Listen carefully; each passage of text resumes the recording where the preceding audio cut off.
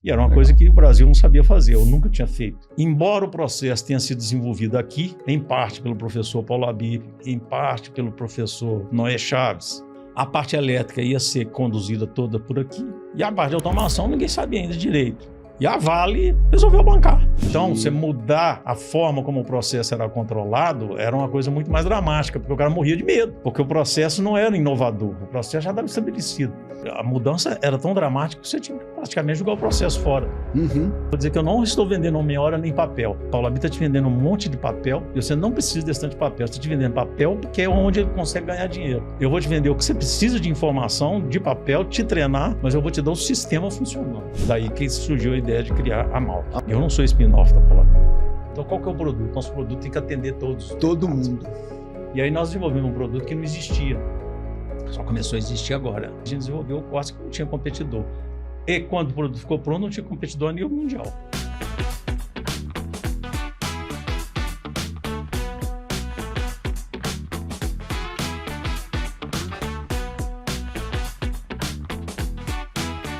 Bem-vindo ao Herança 4.0, o podcast que honra o passado para construir a indústria do futuro. O Herança 4.0 nasceu para resgatar as origens da automação industrial no Brasil. Os erros, os acertos, a ousadia e o pioneirismo de quem construiu o que hoje chamamos de Indústria 4.0. Nesse episódio, eu tenho a honra de estar falando aqui com o Márcio Leonardo.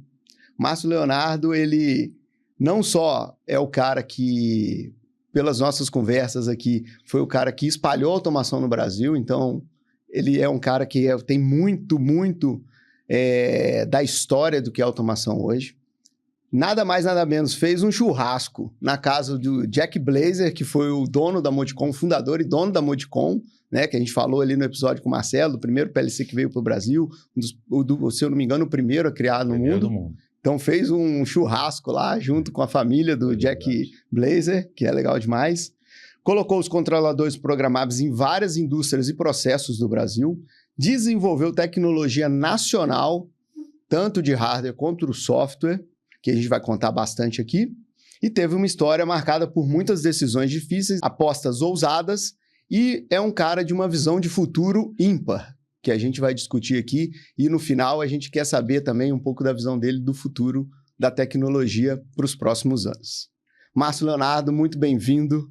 Introduz um pouquinho sobre quem que é o Márcio Leonardo para a gente aí.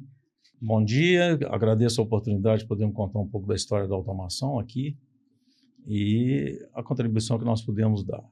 Como sempre, você nunca acha que você foi especificamente um fator determinante, mas a verdade é que nós fomos os primeiros, né? Participamos realmente da implantação no exato momento em que ela estava acontecendo. Seria como se tivéssemos participado do processo da OpenAI, se a gente fizer um paralelo com os dias de hoje, né? E tudo aquilo que desencadeou. O que acontece no mundo de hoje é que, mesmo que sendo rápido naquela época, hoje é muito mais rápido, né? Você começar a automação. Bom, mas eu, só para dar uma introdução, sou engenheiro eletricista, mais de 50 anos de formado, formei em 74. Naquela época a gente formava engenharia elétrica, eletrônica e telecomunicações. E comecei a trabalhar como estagiário. O primeiro trabalho que fiz foi com automação. Dessas coisas que surgem na sua vida. Você tem que saber aproveitar o momento, ou ter a visão do que significa aquilo, ou que é desafiador, ou que era interessante. Então, meu primeiro trabalho como estagiário foi exatamente fazer os esquemas de ligações do controlador programável, que era um equipamento absolutamente novo. Não quer dizer que eu não tenha feito antes, porque o curso de engenharia pedia isso, e mesmo eu já tinha feito alguma coisa, um projeto de automação baseado em relés eletromecânicos. Então, a lógica dos relés estava de início que o controlador procurava fazer é emular toda a lógica que se fazia relé, né? Com os relés. Obviamente, no início isso apresentava limitações, mas que isso foi naturalmente desenvolvendo, que é o que está acontecendo hoje com a inteligência artificial.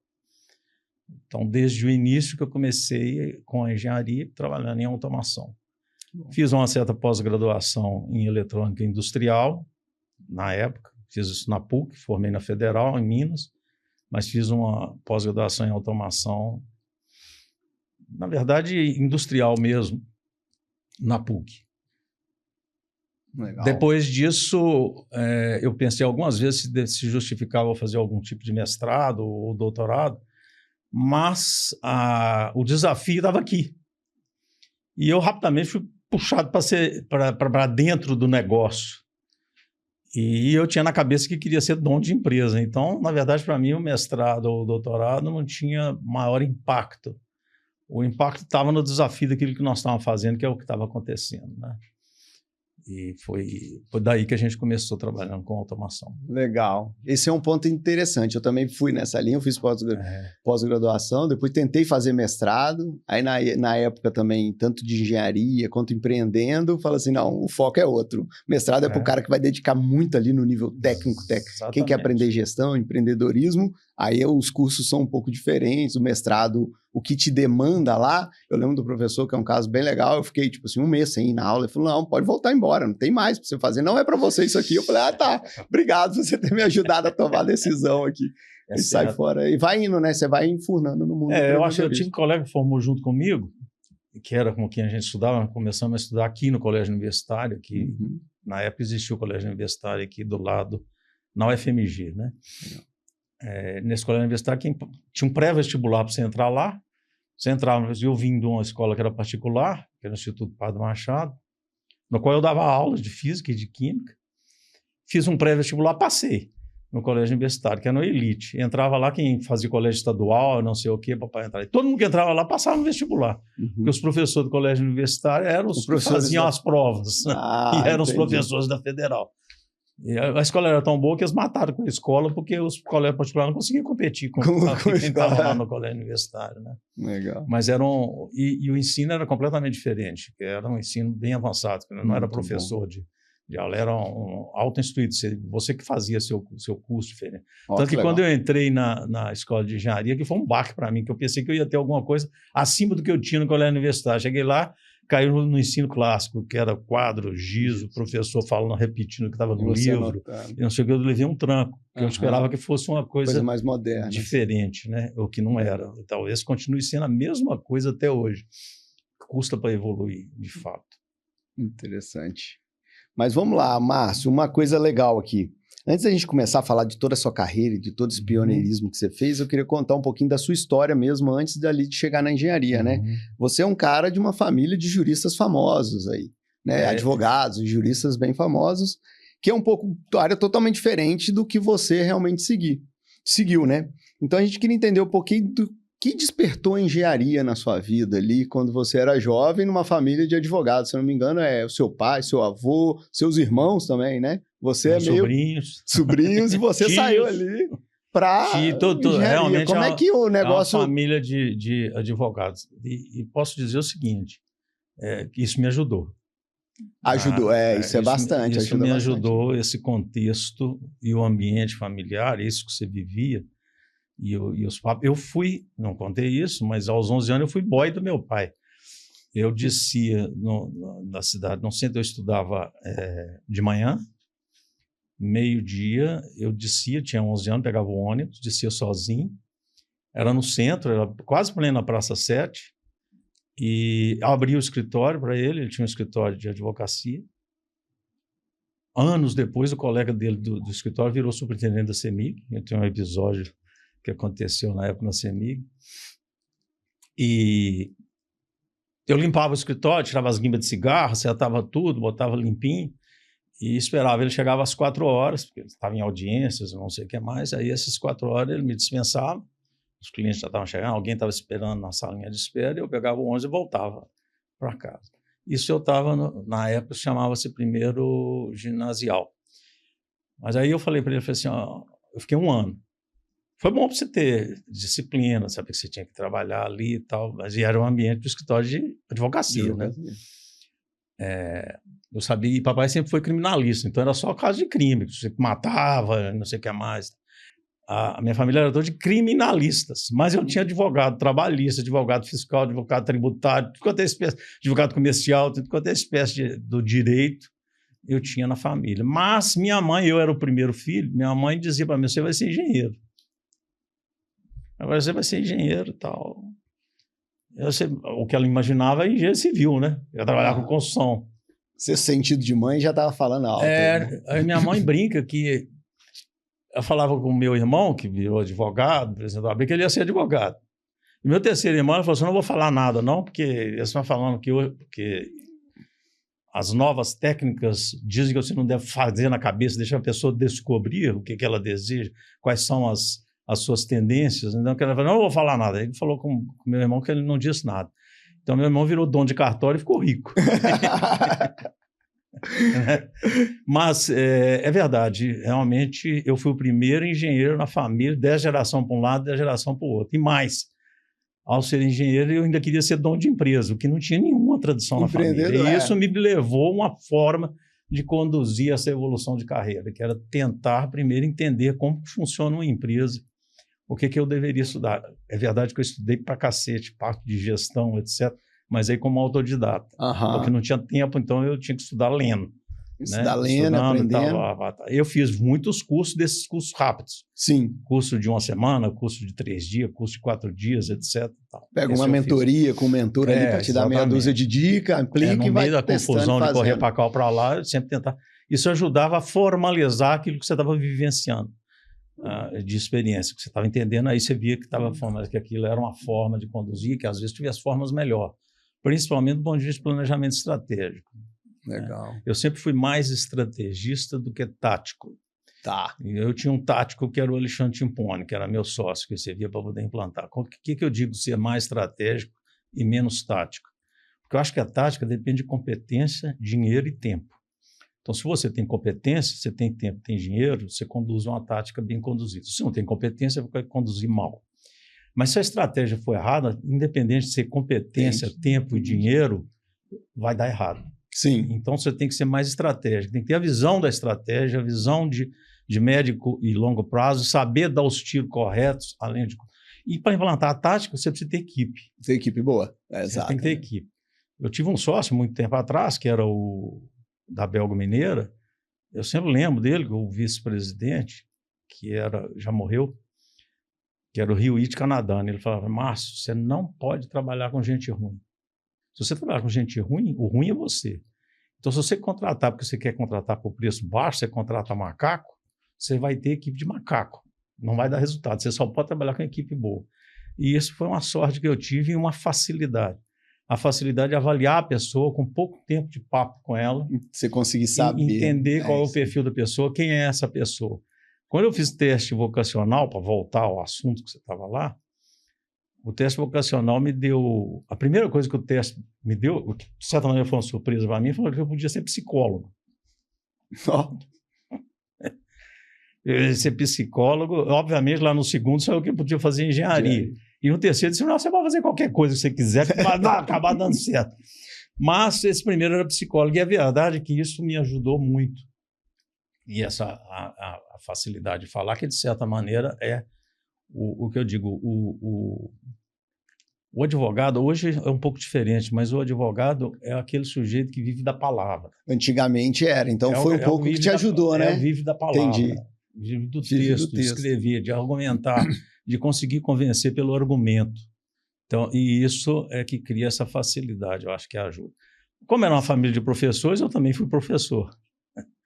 Foi no começo da carreira, eu fui professor. Não só fui professor lá no nível médio, quando eu era estudante de engenharia, e logo depois que formei, fui convidado para ser professor assistente na PUC. Fui professor durante uns 3 anos, depois não deu para prosseguir, por causa que a agenda não permitia. Tá. Mas eu sempre disse o seguinte, não é que eu não gosto de dar aula ou de ser professor, que é uma das coisas que estava na família, né? Eu gosto de dar aula. Eu não gosto do compromisso do professor, que é aquele de dar aula, estar presente naquele dia, à disposição do aluno e ter que dar prova, avaliar, etc. O que está em volta de dar aula que dá muito trabalho, né? Você fazer palestra é muito melhor. Você chega, deita a falação do que você sabe, todo mundo aplaude, você não tem compromisso se quem aprendeu, não aprendeu, se está interessante, se não está. Em geral é que o pessoal gosta que te chama para uma segunda ou para uma terceira. Então, dar palestra é menos comprometedor. Hoje, dar palestra dá dinheiro, né? Hoje em dia tem. Naquela época que eu fazia muita palestra, não dava dinheiro nenhum. Só me dava despesa. Legal. Teve uma história também legal que a gente estava conversando, que você falou que você foi o vencedor em primeiro lugar de um artigo, acho que vem dessa história também que você deve escrever muito bem, né? Para uma família de advogados. Então, além de falar bem, eu acho que a escrita no advogado, ela se destaca bem. E você foi o vencedor aí do Áltamos para a Paz. Essa história é legal. Esse que você falou de escrever, acho que é um problema, ou talvez um preconceito que existe com relação aos engenheiros, né? Mas a verdade é que, durante toda a minha vida, poucos engenheiros sabiam escrever bem, ou fazer um bom relatório, etc. Né? Às vezes até expor as ideias. Às vezes o cara é muito bom no projeto, na programação, em software, etc. Eu tinha um engenheiro que era excelente em fazer programação e até para tocar a obra no campo, mas se depender de pedir um relatório, teve uma época que eu pedi a ele um relatório, eu escrevi um relatório de 15 páginas, eu li o relatório no final, não entendi absolutamente nada que ele tinha escrito. Engenheiro tem esse problema mesmo. Então, não é comum. Não é comum um engenheiro que escreve bem.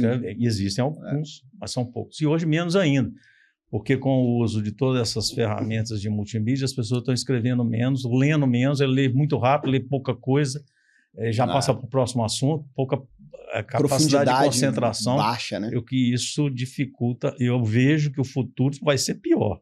Aqueles que conseguirem ser mais concentrados, conseguir de fato escrever, vão ter um diferencial, sem nenhuma dúvida. É claro que um cara jovem com capacidade de agir, você vai dar uma resposta boa para determinados tipos de soluções. Mas aquela que exige mais concentração, mais capacidade de comunicar, inclusive, diferente. Uma coisa é a comunicação como tipo Silvio Santos, né? Esse é um comunicador nato, o cara que era vendedor, etc. Essa comunicação que nós estamos falando aqui é aquela que é capaz de gerar liderança, capaz de compreensão, envolvimento, capacidade de dar uma direção e comunicar essa direção e saber escrever. Hoje é interessante porque, como as pessoas não leem, talvez esse escrever passe a ser um compromisso difícil, porque as pessoas não vão ler. Porque as pessoas não leem mais, é difícil. Então, mesmo. Talvez a comunicação com pouca coisa que eu dizia para o sujeito, você quer escrever alguma coisa, convencer numa reunião de direção, alta direção, você põe sua mensagem nas primeiras 10 linhas para capturar a atenção. Depois você explica o que você está querendo nas outras 10 linhas. E nas 10 últimas você perde o dinheiro. Porque se não acontecer, se você não capturar nas primeiras 10 linhas, você já vai perder a concentração. Os caras já vão estar pensando em outra coisa no meio do caminho. Então você tem que ser consciente. Se em menos de 2 páginas você não conseguir vender sua ideia, desiste. Você não vai vender mais. Mas isso já era lá atrás. Lá atrás já era assim, né? Não era só agora. Não, legal. Mas esse concurso aí, Átomos para a Paz, eu tinha 17 anos. E eu achava que ia fazer engenharia nuclear. Porque era nuclear, era o grande desafio que existia na época. Como eu era professor de física, e eu já tinha estudado, aos 17 anos, já tinha estudado um bocado de física quântica, já tinha estudado bastante sobre bomba nuclear, né? Eu tinha um laboratório em casa, tentei fazer bomba dentro de casa, bomba de dinamite, verdade. Você tentou fazer bomba dentro de casa, seu pai sua mãe devia ficar não era um laboratório de feliz, criança, hein? não, era um laboratório grande aqui, laboratório de física. Minha mãe não sabia que eu quase explodia a casa. Algumas vezes, né? Não consegui fazer. Mas aí eu estava interessado, estudei muito, realmente estudei muito esse assunto, e surgiu esse concurso promovido pela CNEM, Comissão Nacional de Energia Nuclear. Quero escrever uma monografia sobre a influência da ciência nuclear nos vários ramos de atividade profissional. Esse era o desafio. Você tinha que escrever uma monografia e ser capaz de defendê-la depois. Para mim, foi mamão com açúcar. Eu lembro que eu escrevi e depois pedi para o papai para fazer a correção do português. E era um assunto que eu não entendia nada de engenharia. Mas eu me lembro que eu tive as discussões com ele, eu tinha 17 anos, sobre a redação, sobre a forma de escrever correta, sobre... Eu era sempre bom aluno, eu era bom aluno de português. Naquela época eu já falava inglês e francês. Então não era coisa irreal, mas ele consertou várias coisas para mim, me ajudou efetivamente com a redação. E o que aconteceu é que era um concurso nacional, mas eu ganhei. Ganhei o prêmio, e o prêmio era visitar os 3 centros de pesquisa nuclear que existiam no Brasil, que continuam sendo os únicos. Era lá na Ilha do Fundão, no Rio, lá na USP em São Paulo, e aqui em Minas, no Instituto de Pesquisa, que chamava Instituto de Pesquisas Radioativas. A viagem foi paga para mim ir de ônibus. Eu fui com meu irmão, que era o mais novo que eu, que é advogado, e nós fomos visitar. O resumo dessa ópera foi que, quando eu voltei, eu cheguei à conclusão que eu não ia fazer engenharia nuclear, porque os caras estavam pesquisando o que já estava pesquisado. Estava todo mundo gastando dinheiro de coisas que já estavam pesquisadas, ninguém era capaz de estar fazendo coisas novas, estavam meio desestimulados, ganhando pouco, com poucos horizontes, etc. Eu falei, não vou entrar nessa fria. Entendi. Mas o prêmio foi interessante nesse aspecto. Eles acharam que a monografia estava tão boa que eu não tinha, alguém tinha escrito para mim. Então eu tive que fazer uma defesa oral. Tinha um auditório, tinha os medalhões da CNEM lá, que são os grandes especialistas em engenharia nuclear, em pesquisa radioativa que existia. Devia ter mais umas 10 pessoas no auditório. E aí eu fui interrogado. Para ver se você mesmo sabia, tinha escrito aquilo lá ou você tinha copiado de alguém, né? Estavam lá, E não existia cut and paste, né? E não existia Google, né? Não. Nem cut and paste, nem nada. Mas eu me saí bem, eu saí. Legal. Até interessante, aí, um evento interessante que eu não tinha dito, que eu estou falando aqui, me lembrei. Aí eu dei entrevista nos jornais, saiu, na época era o Jornal do Brasil, não sei mais o quê, tal, já saiu a fotografia. E quando eu estava lá no Hotel Glória, que depois acabou, e agora que eles estão fazendo a reforma, tinha um concurso, naquela época era a época de concurso de Miss, era o concurso de Miss Guanabara. E eu estava disputando lá as entrevistas junto com as Misses que estavam do outro lado, sendo feita entrevista. Ó, que legal, que engraçado. Pô, então foi bem, mas isso aí no final teve um estímulo. Na verdade, os caras já estavam foi de que eu não ia fazer. Muitos anos depois eu fui trabalhar para a energia nuclear no ciclo do mineral, né? Lá no Clebrás, na região de Poços de Caldas, você tinha a produção do óxido de urânio, a partir do minério de urânio, com a concentração por flotação, etc. E eu fiz todo o projeto de automação desse negócio. Voltou isso aí, vamos chegar. E muitos anos depois eu ainda fiz o projeto do submarino nuclear, que eu trabalhei no ciclo, na automação do ciclo do combustível, muitos anos depois. Ó, que legal, muito bom, massa. Mas vamos lá, então. E aí você foi vereador para engenharia elétrica, voltou para Minas? Não, cara, eu quando entrei, eu disse que não queria fazer mais nuclear. Eu entrei para a escola de engenharia, naquela época existia dois anos básicos, né? Que hoje é feito aqui tá tudo aqui no campus aqui, no campus, mas naquela época não, era lá mesmo no centro. Tinha os 2 anos básicos e aí no terceiro ano você fazia opção pela especialidade que você queria, né? A minha primeira opção, quando eu entrei para o vestibular, você já tinha no vestibular que indicar qual era a opção. Eu tinha posto como primeira opção engenharia mecânica. E depois que eu botei engenharia elétrica como segunda opção. Depois dos 2 anos, ficou claro para mim que eu ia fazer engenharia elétrica. Porque aí eu estudei mais sobre física, mais do que eu sabia.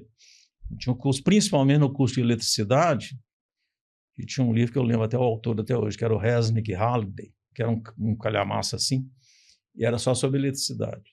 Depois que eu acabei de ler aquele livro, de estudar aquele curso, eu falei assim, eu vou fazer engenharia elétrica. Tá. Aí, quando eu entrei no terceiro ano, eu optei pela engenharia elétrica. Boa.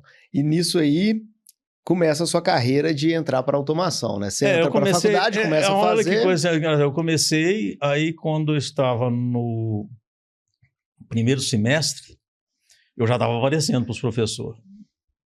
Já no professor da graduação, né? E tinha um professor de materiais elétricos, que chamava Newton de Maria Vieira, que era muito amigo de um outro professor da elétrica, que era o professor Tomás de Aquino Pádua Taveira. Eles eram muito amigos, eram contemporâneos e eram professores ali, no departamento de engenharia elétrica. Esse departamento de engenharia elétrica era no prédio mais antigo de Belo Horizonte, que hoje é um museu. Está ali na Santos Dumont, esquina com a Praça da Estação, Rua da Bahia com Santos Dumont, é um prédio antigo ali. O departamento de engenharia elétrica era ali. Aquilo tinha sido, inclusive, um negócio da polícia, cavalaria, um negócio assim. O prédio bem antigo, prédio interessante. Mas era ali o prédio. Eu já estava aparecendo para esse professor de materiais elétricos e vem a história do Tomás, que foi convidado pela Vale para criar um grupo, não sei o quê. O primeiro estagiário que estava trabalhando com o Marcelo, não foi o Marcelo que me descobriu, não, foi o professor Tomás, que era da parte elétrica e que era amigo do Newton. Outro professor do Newton, lá. que ficou sabendo do Marcelo, porque o Tomás era da equipe. Da equipe do... ele que, na verdade, era o chefão de todo mundo, o Tomás. O Tomás, isso. Que o Marcelo estava debaixo do Tomás, que era um cara que tinha começado com o grupo para formar o grupo de automação. Era só o Marcelo, e ele já estava dando aula também, mas ele tinha uns 3, 4 anos de formado. estava dando aula também lá na Federal, porque ele era uma cabeça fantástica. Era o próprio engenheiro. O Marcelo era engenheiro mesmo. E muito prático, uma visão prática, de transformar as coisas em... O que eu digo, que o engenheiro é aquele que transforma ideia em coisa prática. É coisa que dá benefício para a sociedade. Ele sai da teoria e consegue transformar para dar alguma coisa. Porque senão você é pesquisador ou cientista. Isso. Né? O engenheiro é que transforma as coisas em algo concreto que dá benefício para nós, tanto do ponto de vista de produção como do ponto de vista da vida. Marcelo é esse cara. Transformar. E se tem um cara que é engenheiro, é o Marcelo. Esse ele é um engenheiro. Realmente com essa capacidade. Mas o professor Tomás, conversando com o Marcelo, falou: Paulo, o estagiário que tinha era o Décio-Omar, que formou em primeiro lugar da turma e ganhou uma bolsa para ir para a Alemanha. Então ele estava de estagiário, mas quando ele formou, ele não queria continuar, porque ele ganhou uma bolsa para ir para a Alemanha, pela Siemens, que a Siemens dava uma bolsa para quem ganhasse o primeiro lugar. E ele pegou e foi para a Alemanha. Aí ele ficou sem o estagiário que ele tinha. Só que esse estagiário tinha feito o primeiro projeto com relés eletromecânicos, não tinha feito com controlador, estava começando o controlador. O projeto que ele tinha acabado de fazer era com relés eletromecânicos. Ia entrar no controlador, ele resolveu ir para a Alemanha, para minha sorte. Para minha sorte. Aí o professor Nilton de Maria falou assim: tem um cabeça de vento lá, e o cara é bom, você quer um estagiário, eu acho que você devia pegar ele. E foi assim.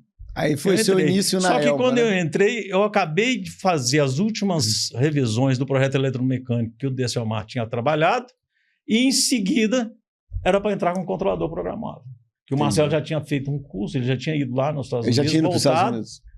E o primeiro projeto de fato que ia sair, que já seria o projeto grande, porque esse projeto que o Décio-Omar trabalhou era o que a gente chama planta piloto. Era a planta piloto que a Vale tinha desenvolvido no centro de pesquisas dela, e foi feito um sistema de controle para aquela planta piloto. E o que se buscava, então, era fazer o scale-up, ou seja, transformar aquela planta piloto numa planta industrial. E era uma coisa que o Brasil não sabia fazer, eu nunca tinha feito. Daí que se contratou um pacote com a Klockner Humboldt-Deutz.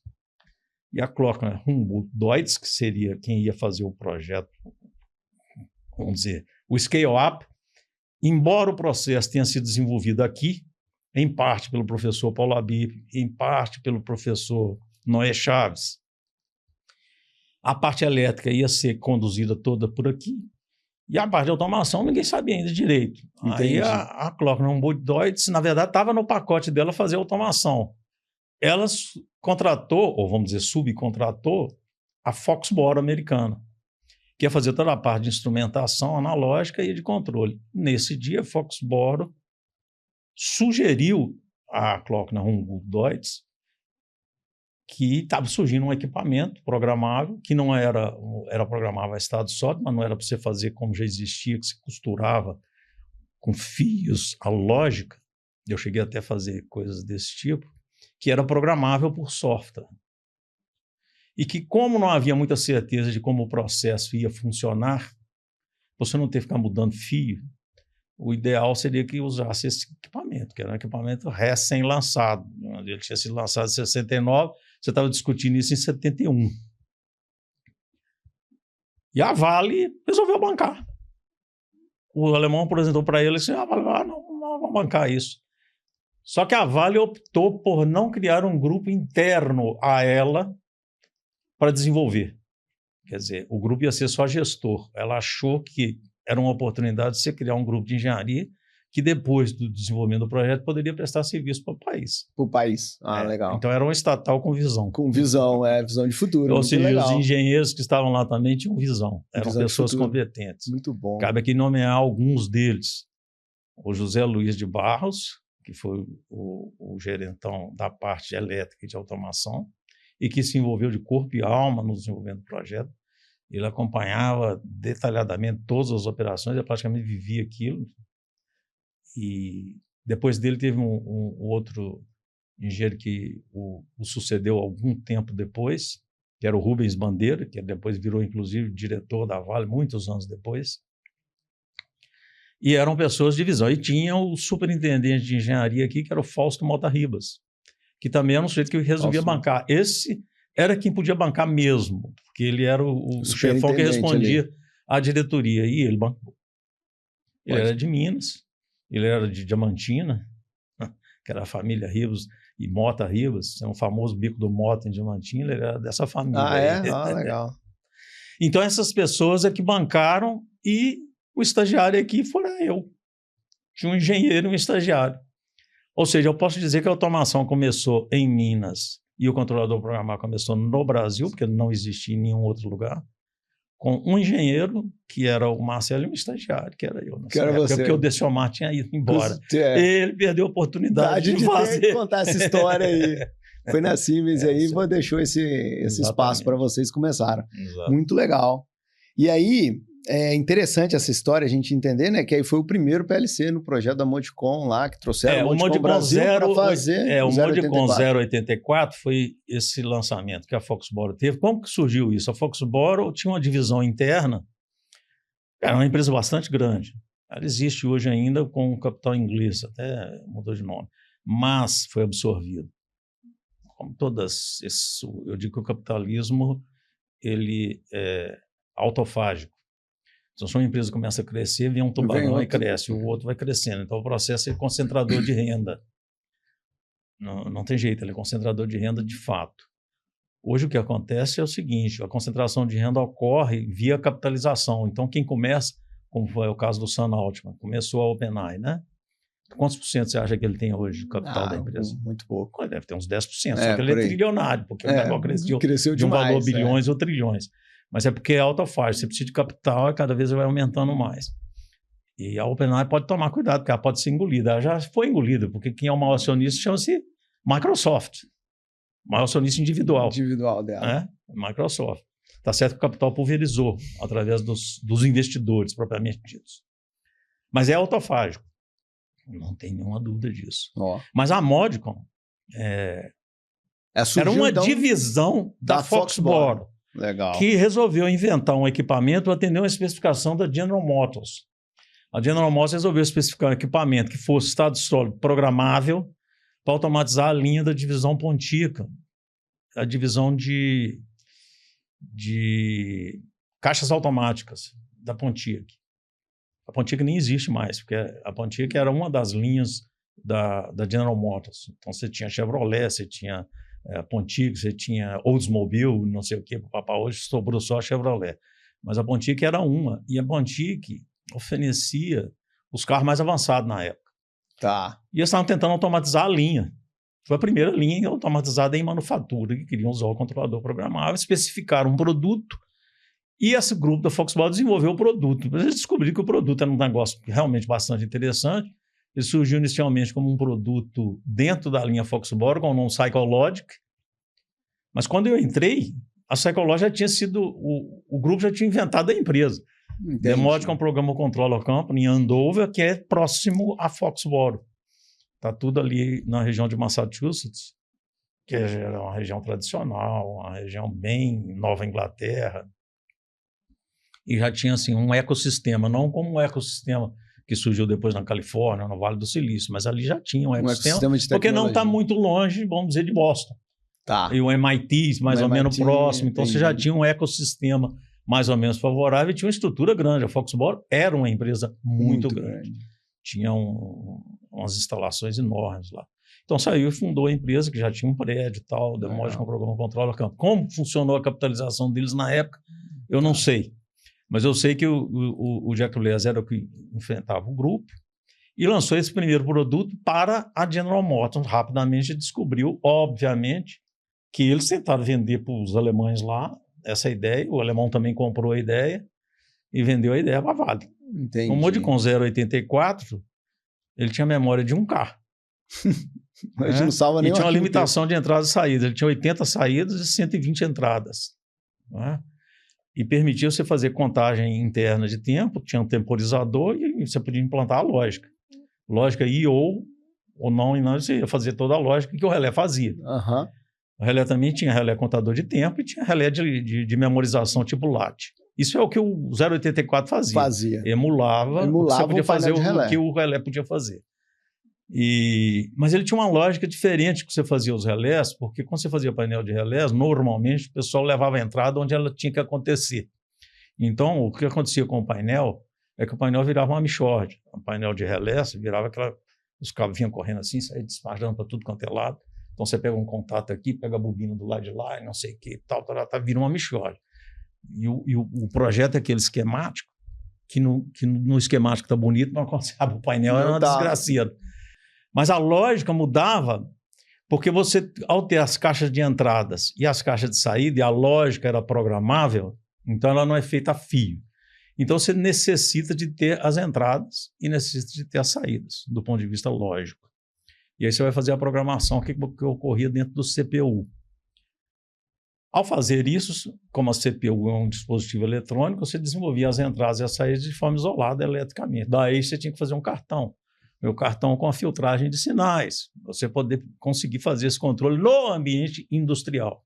Além, obviamente, dessa CPU ter sido mais ou menos blindada, nem era tanto assim, que se o ambiente fosse da subestação ele não funcionava, como não funciona hoje. Mas no ambiente industrial você procurava instalar ele dentro de uma sala distante dos sinais elétricos e corria os cabos também longe dos cabos elétricos. Essa lógica a gente transportou ela para aquele painel. Eu transportei ela para aquele painel de relés que ainda sobrou para mim fazer um restinho de painel eletromecânico. Então eu fiz um painel com as réguas de entrada e as réguas de saída.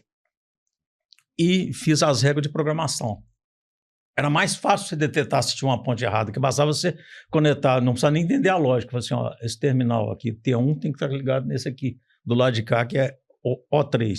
Se tiver um trem diferente, você pode saber que alguém mexeu. Entendi. Isso foi uma das coisas que eu fiz. E isso ninguém disse para mim. Foi uma coisa que eu olhando de um lado e do outro, falei, eu vou inventar esse painel de relé desse jeito. Então, ainda consegui fazer uma mudança com painéis de relés desse jeito, ao mesmo tempo que estavam começando a fazer com o Modicon 084. Esse Modicon era com núcleo de ferrite costurado à mão. Costurado à mão. Feito, na época, feito nas Filipinas. Vinha a placa de memória. Legal. Nossa. E como é que era, assim, além disso, a questão da resistência cultural do pessoal com a tecnologia nessa época aí? Além da dificuldade de implantar um PLC, que você ainda tem que aprender lá nos Estados Unidos, Modicon, vocês viajaram muito para lá para aprender. Na verdade, é isso que eu estou querendo dizer. A Vale tinha essa equipe com disposição, eram gente jovens, né? O Zé Luiz de Barros tinha uns 9 anos mais do que eu. O Fausto Mota Rivas devia ter naquela época, uns 20 anos, quer dizer que ele devia estar com uns 40 e tanto para 50. Mas eram pessoas com cabeça boa. E mais, eles também estavam fazendo desenvolvimento na área de processos. Isso tem que ser levado em conta. Quer dizer, eles não estavam desenvolvendo um processo que existia já muito implantado, que obviamente condiciona a cabeça da pessoa, né? Eles também estavam desenvolvendo tecnologia minerometalúrgica. Então eles tinham um laboratório de pesquisa, eles estavam desenvolvendo o processo. O processo foi desenvolvido pela Vale e estava sendo feito um scale-up. Então, de certa maneira, não era algo fora da cabeça deles que você tivesse que aceitar alguma inovação, parte de automação de elétrica.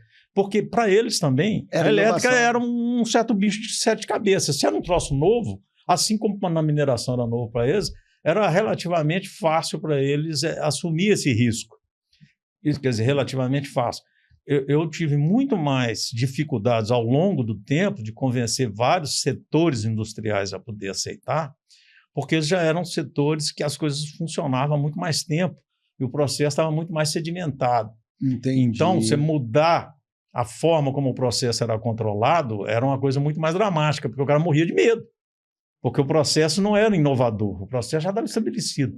Então, para entrar, por exemplo, na área siderúrgica não foi simples, para entrar na área de cimento também não foi simples, porque eu entrei em cimento porque estavam fazendo uma mudança de processo, sair de via 1 para via seca. Então, o cara estava bancando o processo, bancar mais um pouquinho na automação, de inovação, não era tão difícil. Não era problema. Mas muitos anos depois ainda tinha segmentos que funcionavam de forma totalmente convencional, como era o caso de moinhos de trigo, que as coisas funcionavam como se fosse em 1940, nós estávamos em 1980, 40 anos depois, e os equipamentos estavam lá de 40 anos para trás, e você queria automatizar. A mudança era tão dramática que você tinha que praticamente jogar o processo fora. Porque não tinha lógica nenhuma. Aí é mais difícil, você tem que convencer. O último setor que eu entrei é um setor extremamente convencional, e hoje está vivendo uma transição violenta, mais ou menos parecida com aquela que a gente forçou o sistema, que é o pessoal do sistema elétrico. Que é estranho. Você queria dizer, por exemplo, a CEMIG não era uma empresa que gostava de assumir riscos. Já estava tradicional, processo consolidado e tal. Não, então, você tinha usina, você tinha linha de transmissão, linha de distribuição, subestação e a rede de distribuição. Pronto. E já tinha tradição para construção de usina hidroelétrica. E os sistemas eram todos eletromecânicos. E funcionavam há 30 anos, 40 anos, 50 anos. A preocupação era ter energia, fornecer energia e ter confiabilidade nessa energia. Você tinha equipes muito boas, a área de proteção, toda ela... tinha muita coisa com relé eletromecânico no começo, depois que virou os relés analógicos eletrônicos. Mas você levar o controle para o setor elétrico é um setor extremamente convencional, porque eles não estavam dispostos a assumir riscos. Entendi. Então depois a vivência que eu tive para desenvolver o Corsa, que foi dentro do ambiente da CEMIG, é muito interessante sobre esse aspecto. Legal. Porque tinha um grupo lá que estava disposto a correr esse risco então, de desenvolvimento. Ali e hoje o que você está correndo com o setor elétrico, com todo o sistema de smart grid, a demanda, mais as energias renováveis, a integração disso, que você deixa de ter um sistema absoluto que está fossilizado. Você tinha geração centralizada, transmissão, subestação, distribuição. Só que agora a geração está em tudo quanto é lugar. Está dentro da sua casa, está na sua fazenda, está dentro da indústria, todos eles jogando para cima da rede. Você tem uma parte de geração aqui que você pode administrar porque ela é constante, mas tem outra que é totalmente intermitente, que é a solar e a eólica, e você vai ter que ter uma gestão desse negócio. E essa gestão... vai passar ela passa pela rede ser totalmente inteligente, pela automação, pela inteligência artificial, o que não elimina você ter lá sua remota inteligente, nem toda a sua parte de proteção, de controle, essa parte, vamos dizer, a lógica do sistema elétrico é uma, só que o sistema está mudando completamente. Aí não vai aparecer. E os negócios vão mudar também. Você passa a ser consumidor e não consumidor, porque você também produz energia. Você não depende mais só daquela companhia que está te distribuindo, que é a CEMIG, que você vai poder comprar de qualquer um.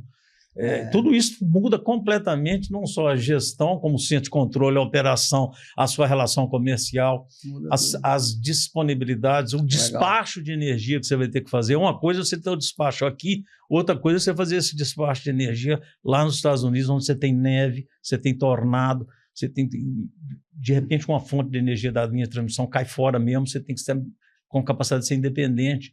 Por que hoje os data centers estão preocupados em ter a geração colada? Então, estou investindo em usina nuclear do lado do data center. Porque o data center não pode parar. Não pode parar. Entendi.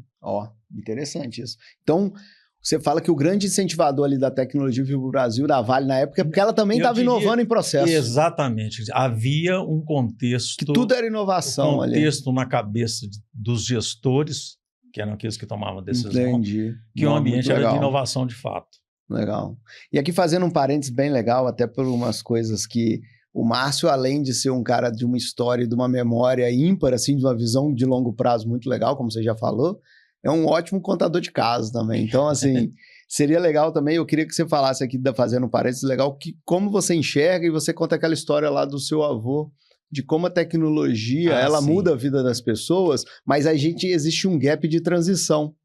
E aí você conta que tudo isso aconteceu desde a época de onde saíram as carroças, chegaram os automóveis, para hoje, na época que a gente está contando aqui da automação, e vai ser o futuro com a IA aqui agora. Então, exatamente a mesma coisa. Como é que é essa sua visão aí?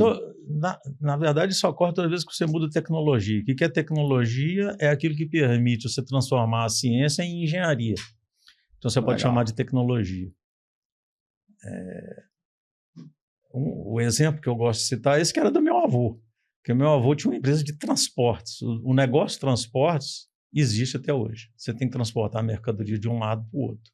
Aliás, hoje você tem um grande desafio em transporte, você adotou um nome bonito hoje, chama logística, que é por causa do delivery. Hoje você compra no seu telefone e amanhã você recebe na porta de casa. Isso envolve todo um esquema de logística. No meio dessa logística, você tem alguém que está transportando. Você tem um transporte desde a fábrica que produziu até o centro de distribuição. Do centro de distribuição, você tem a entrega na sua porta. Então, você tem um esquema de transporte. Então, o transporte não deixou de existir. Assim como a evolução do mundo foi descrita muitas vezes a partir do transporte de mercadorias pelo mar. Existe um historiador inglês que escreveu um livro sobre a evolução do mundo a partir do transporte fluvial. E é muito interessante esse livro, porque conta essas transições tecnológicas que aconteceram. Desde a China e os vikings e os fenícios e depois os portugueses que permitiram a evolução. Em cada um deles, eles usavam uma tecnologia meio. Então, por exemplo, os vikings era tudo no remo, como os noruegueses estão falando lá. Os noruegueses foram até a Islândia, tudo no remo, atravessaram aquele oceano ali no em braço, cima, que é bravo, que não é fácil, tudo no braço. Igualzinho eles estavam falando ali. E quando vinha uma onda grande, aquela onda que o tambor aumentava. Gente, força aí! Depois você veio com os primeiros veleiros. Os romanos já usavam veleiros para atravessar ali no Mediterrâneo. E isso significa que houve uma mudança. Desde os caras que faziam remo, de repente os caras tinham que fazer a vela. E alguém que soubesse manipular a vela e fabricar a vela. E que a vela tinha que ser com outra tecnologia, não sei o que, vai para fora. Depois surgiram os primeiros galeões, que são o caso do português. Por que o galeão conseguiu atravessar o oceano? Ele era uma nave relativamente leve e inventaram uma vela que conseguia ter você conseguia fazer com certa flexibilidade ir contra o vento. O que permitiu a eles se deslocarem. E eles perderam o mercado com o quê? Com os ingleses, que começaram com as máquinas a vapor. E por que os ingleses dominaram os máximos? Porque as máquinas a vapor. Mas só que eles perderam para os holandeses em seguida. Por quê? Porque o holandês conseguiu inventar um navio que era todo de casco de ferro e usava a máquina a vapor. O inglês ainda trabalhava com um galeão de madeira com máquina a vapor. Isso é uma mudança de tecnologia que foi mudando, inclusive, a pessoa que fazia aquela implantação. E todo aquele ecossistema que existia para produzir lá na Inglaterra deixou de ter sentido porque o holandês conseguia produzir mais rápido, mais leve e mais rápido.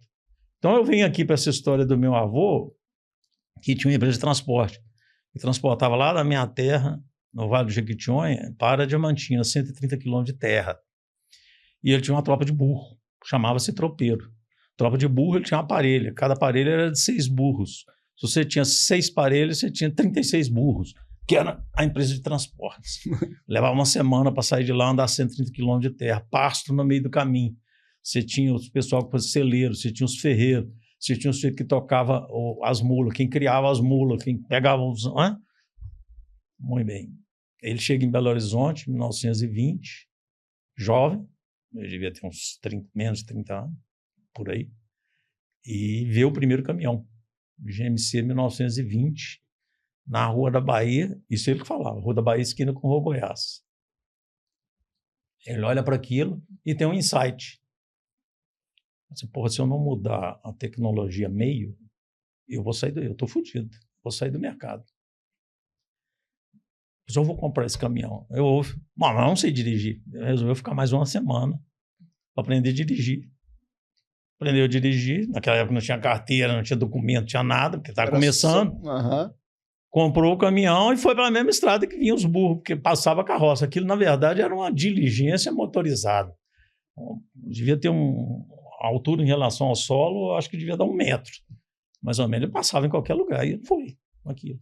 No caminho, ele foi pensando, que é o problema que nós estamos discutindo aqui. O que farei com o ferreiro, que é meu ferreiro, tem 20 anos? Será que ele vai aprender a ser borracheiro? E o meu menino que cuida das celas, corrige os arreios, será que ele vai aprender a ser mecânico?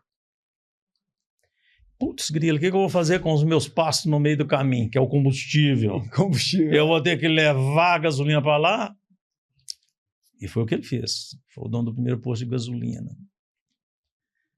E no caminho ele foi pensando, bom, é o que eu digo, se você volta e vê a visão para trás, quer dizer, nós todos temos uma visão muito clara. Vou gerar um desemprego, esse menino não vai aprender e tal, como é que vai fazer, não vai ser mecânico, não sabe ler. Se ele não mudasse, em 10 anos ele fecharia a empresa. E o negócio ia para o buraco, ele também ia para o buraco, e todos aqueles empregados iam para o buraco, junto com ele.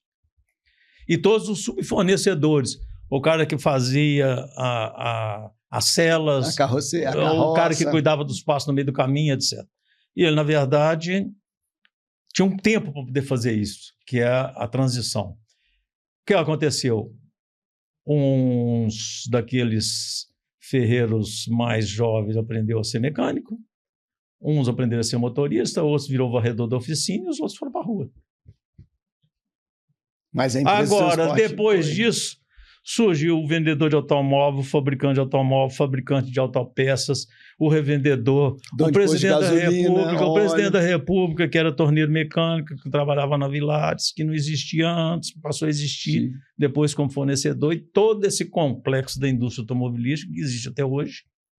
Cresceu por que não existia em 1920. E você gerou todo um conjunto de serviços e empresas, é só você ir lá na Fiat que você vai ver, que não existiam antes. E que mais demanda nível, sim. Aqueles que não tinham nível viraram o varredor da fábrica. Então, é muito interessante essa transição, né? Mas tem esse descompasso que algumas pessoas, até o mercado novo aparecer, você tem um descompasso entre a aplicação da tecnologia. Se você deixar por conta do empresário, o desemprego vai acontecer mesmo. Não tem dúvida. Aí é que entra o papel do Estado. O Estado tem que ter um compromisso de alocar essas pessoas que estão deslocadas, de alguma forma. Ou é criar outro tipo de frente de trabalho, porque aquele que já está com 50 anos e não tiver disposição de aprender, você está fudido, mas você não vai deixar ele fudido. E esse papel não pode ser do empresário, teria que ser do Estado. O empresário cumpre sim um papel, na medida em que é possível a ele fazer em treinamento, investir em formação. Uma parte é possível você fazer isso, mas a outra não é sua função mais. Passa a ser uma função do Estado.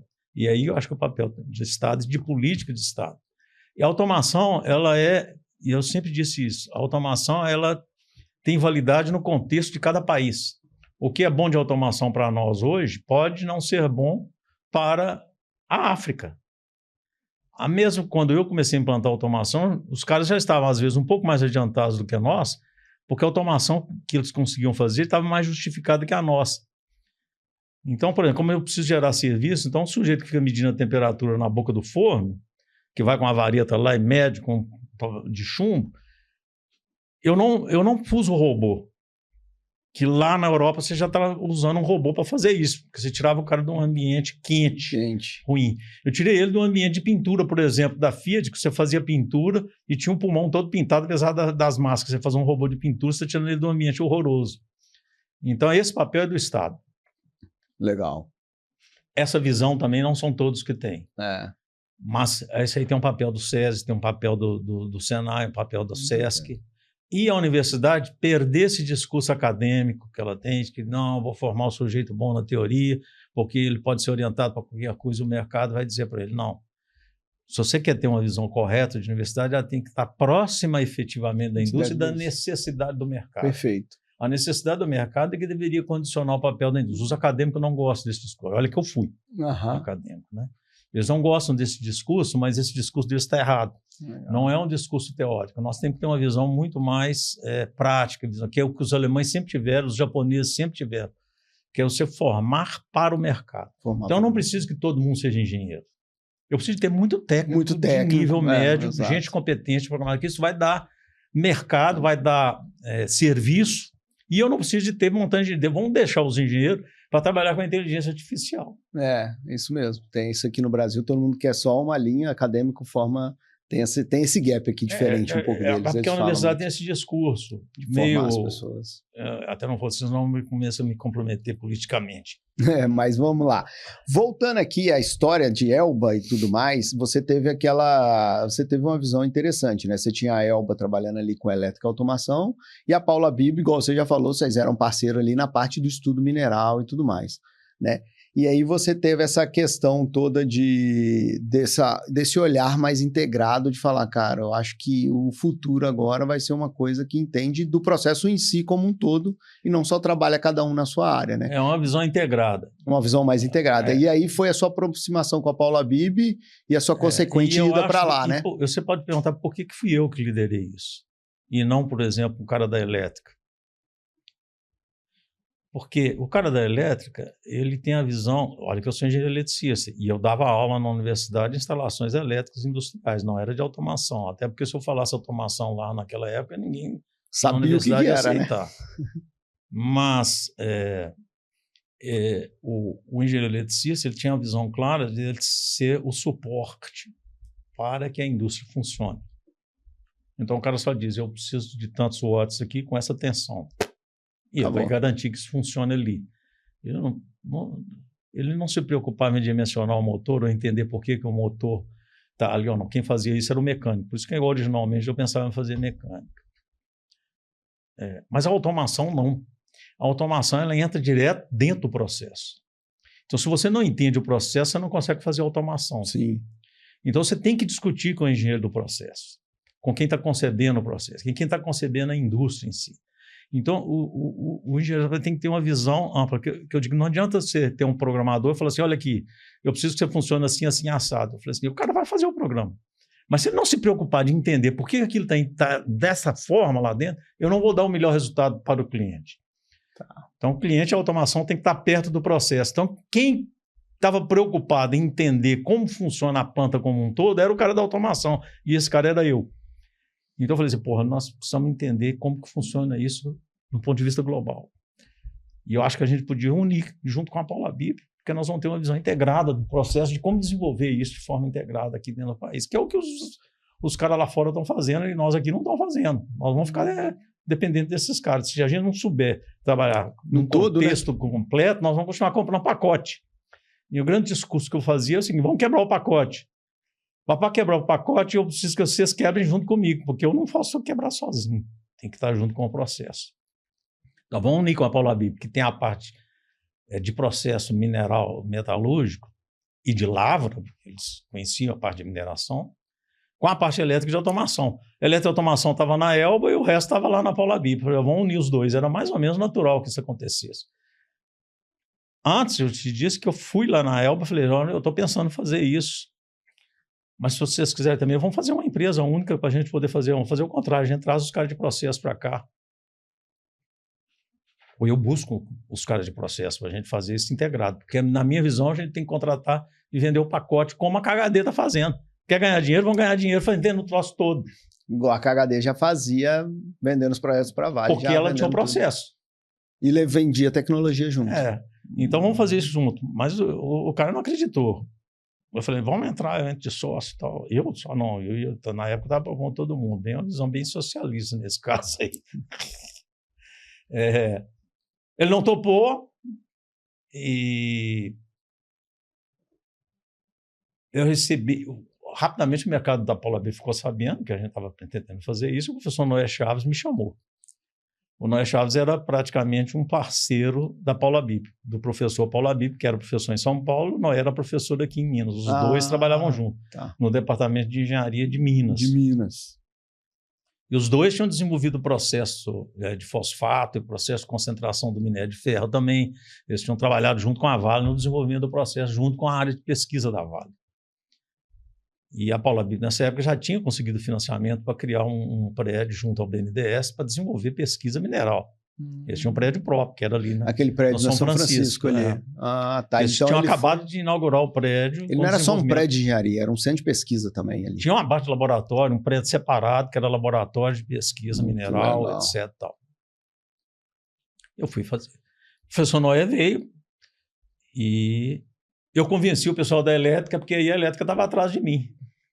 Eu convenci a elétrica, que na época era o Cláudio Antipoff, que era colega de turma do Marcelo. Os dois tinham formado junto. Tanto que, porque essa é a razão porque o Tomás chama o Cláudio Antipoff, que era contemporâneo do Marcelo. Na mesma época. E o Cláudio Antipoff liderava a parte elétrica, o professor Tomás era um gestor mais integrado, embora ele estivesse sempre concentrado mais na área elétrica, e o Marcelo na parte de automação. O Cláudio Antipoff estava já com uma equipe de uns 50 na parte elétrica, e eu estava aqui com a automação, que já tinha uns 70 por aí. Eu convenci o Cláudio, vamos junto. Aí eu fechei a divisão na Elba. E aí começou na Paula Bip. Comecei na Paula Bip subscrevendo capital integrado como acionista minoritário, numa SA. Virou SA lá? Não, era SA. Já era SA? Eu subscrevi capital, quer dizer, eu nem me vendi, nem coisa nenhuma. E levei projetos para lá. Legal. Porque os projetos que nós já estávamos... Eu tinha o apoio da Vale para fazer isso. Primeiro que o diretor da unidade da Paula Bip em Belo Horizonte tinha sido funcionário da Vale. O Afonso Guerra tinha sido gerente da Vale. Era diretor da Paula Bip. Ele era diretor da Paula Bip, ex-Vale. Entendi. Hã? Legal. Então eu tinha um apoio da Vale para fazer isso, porque a Pra Vale fazer sentiu essa- que havia uma sinergia e podia ser mais interessante para ela. Pra ter Além um de diminuir os fornecedor. custos de gestão.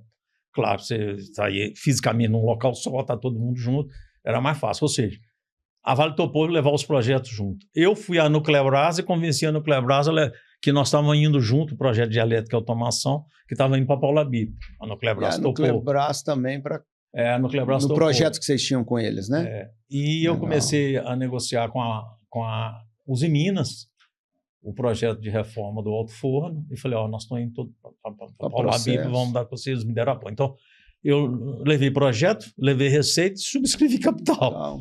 Legal. Aí começou sua vida lá na Paula Bip, já mais nessa visão mais integrada. A grande vantagem que eu senti aí foi exatamente essa. Aí se começou um projeto que eu considero que é um marco, que foi o projeto da antiga Valep, que depois passou a ser Fosfértil, né? E hoje já mudou novamente de nome, que é o projeto de fosfato de Araxá. Aí virou Mosaic. Que é o fosfato de Araxá. Agora é Mosaic. Já virou Vale também? Foi Vale? Já virou muito nome. Bung Fértil, Exatamente. Esse projeto, inicialmente, o professor Noé Chaves, junto com o Paulo, principalmente o Noé, descobriu que tinha esse fosfato lá, porque ali é uma região vulcânica. Quando você vai chegando em Araxá, você pode chegar de avião, até de carro dá para ver. Você vai olhando na região de Itapira, você vê as bocas dos extintos vulcões, você consegue ver.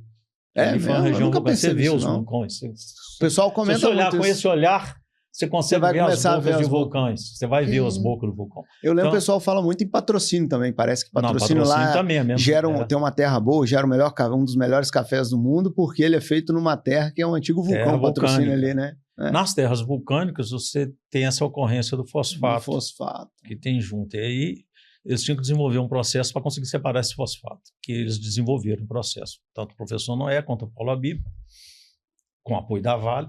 E aí ia começar uma planta industrial do zero. Do zero. Tinha do zero, só não tinha nada. mato. Você tinha uma ideia, agora nós vamos fazer. Sendo que o scale-up que tinha sido feito era lá atrás junto com a KHD, só que aqui resolvemos bancar sozinho. Eles sabiam o processo, tinha engenharia mecânica, que estava dentro da Paula Bib, também. Tinha engenharia civil de estruturas, tinha engenharia de minas, engenharia de metalurgia, e agora tinha elétrica e automação. Nós tínhamos tudo. Tinha tudo. E aí eu participei de todos os processos de concepção, desde o zero. E aí, inclusive, o seguinte, como eu estava junto com a elétrica, nós definimos aonde que deviam estar as subestações, o que era mais conveniente do ponto de vista elétrico, mecânico, o arranjo dos prédios, aonde iam ficar as subestações elétricas, aonde ia ficar a sala de controle, qual era o melhor local para você botar, aí você já podia trabalhar com as remotas. E depois toda a parte de fluxograma, o P&I, o Process and Instrumentation, definir quais eram as malhas de controle, qual é o interesse do processo, o que eu quero controlar? Eu quero controlar o pH aqui dentro da máquina de flotação, eu tenho que controlar o nível, como é que eu controlo a granulometria, etc. Todo esse processo e definir os instrumentos que você ia ter e toda a parte lógica e sequencial. Só que eu estava à frente daquilo. Então esse foi o primeiro projeto, talvez totalmente ali, integrado, 100% nacional, que não teve participação de um cara de fora para trazer. Porque antes todos os processos teriam consultorias internas. É mais que a consultoria. Eles eram os donos do processo, nós éramos os que estavam atrás. Entendi. Dessa vez nós fizemos ali totalmente do zero. A partir dali, a Paula fez outros projetos similares, como o da Nucleabras, etc. Ela aprendeu a fazer. Mas nesse projeto eu tive uma participação muito grande desde o início e... Obviamente que nós não fabricávamos equipamento aqui. Eu ia trazer os controladores programáveis. Efetivamente, eu trouxe os controladores programáveis da Modicon, só que aí já era a família 384,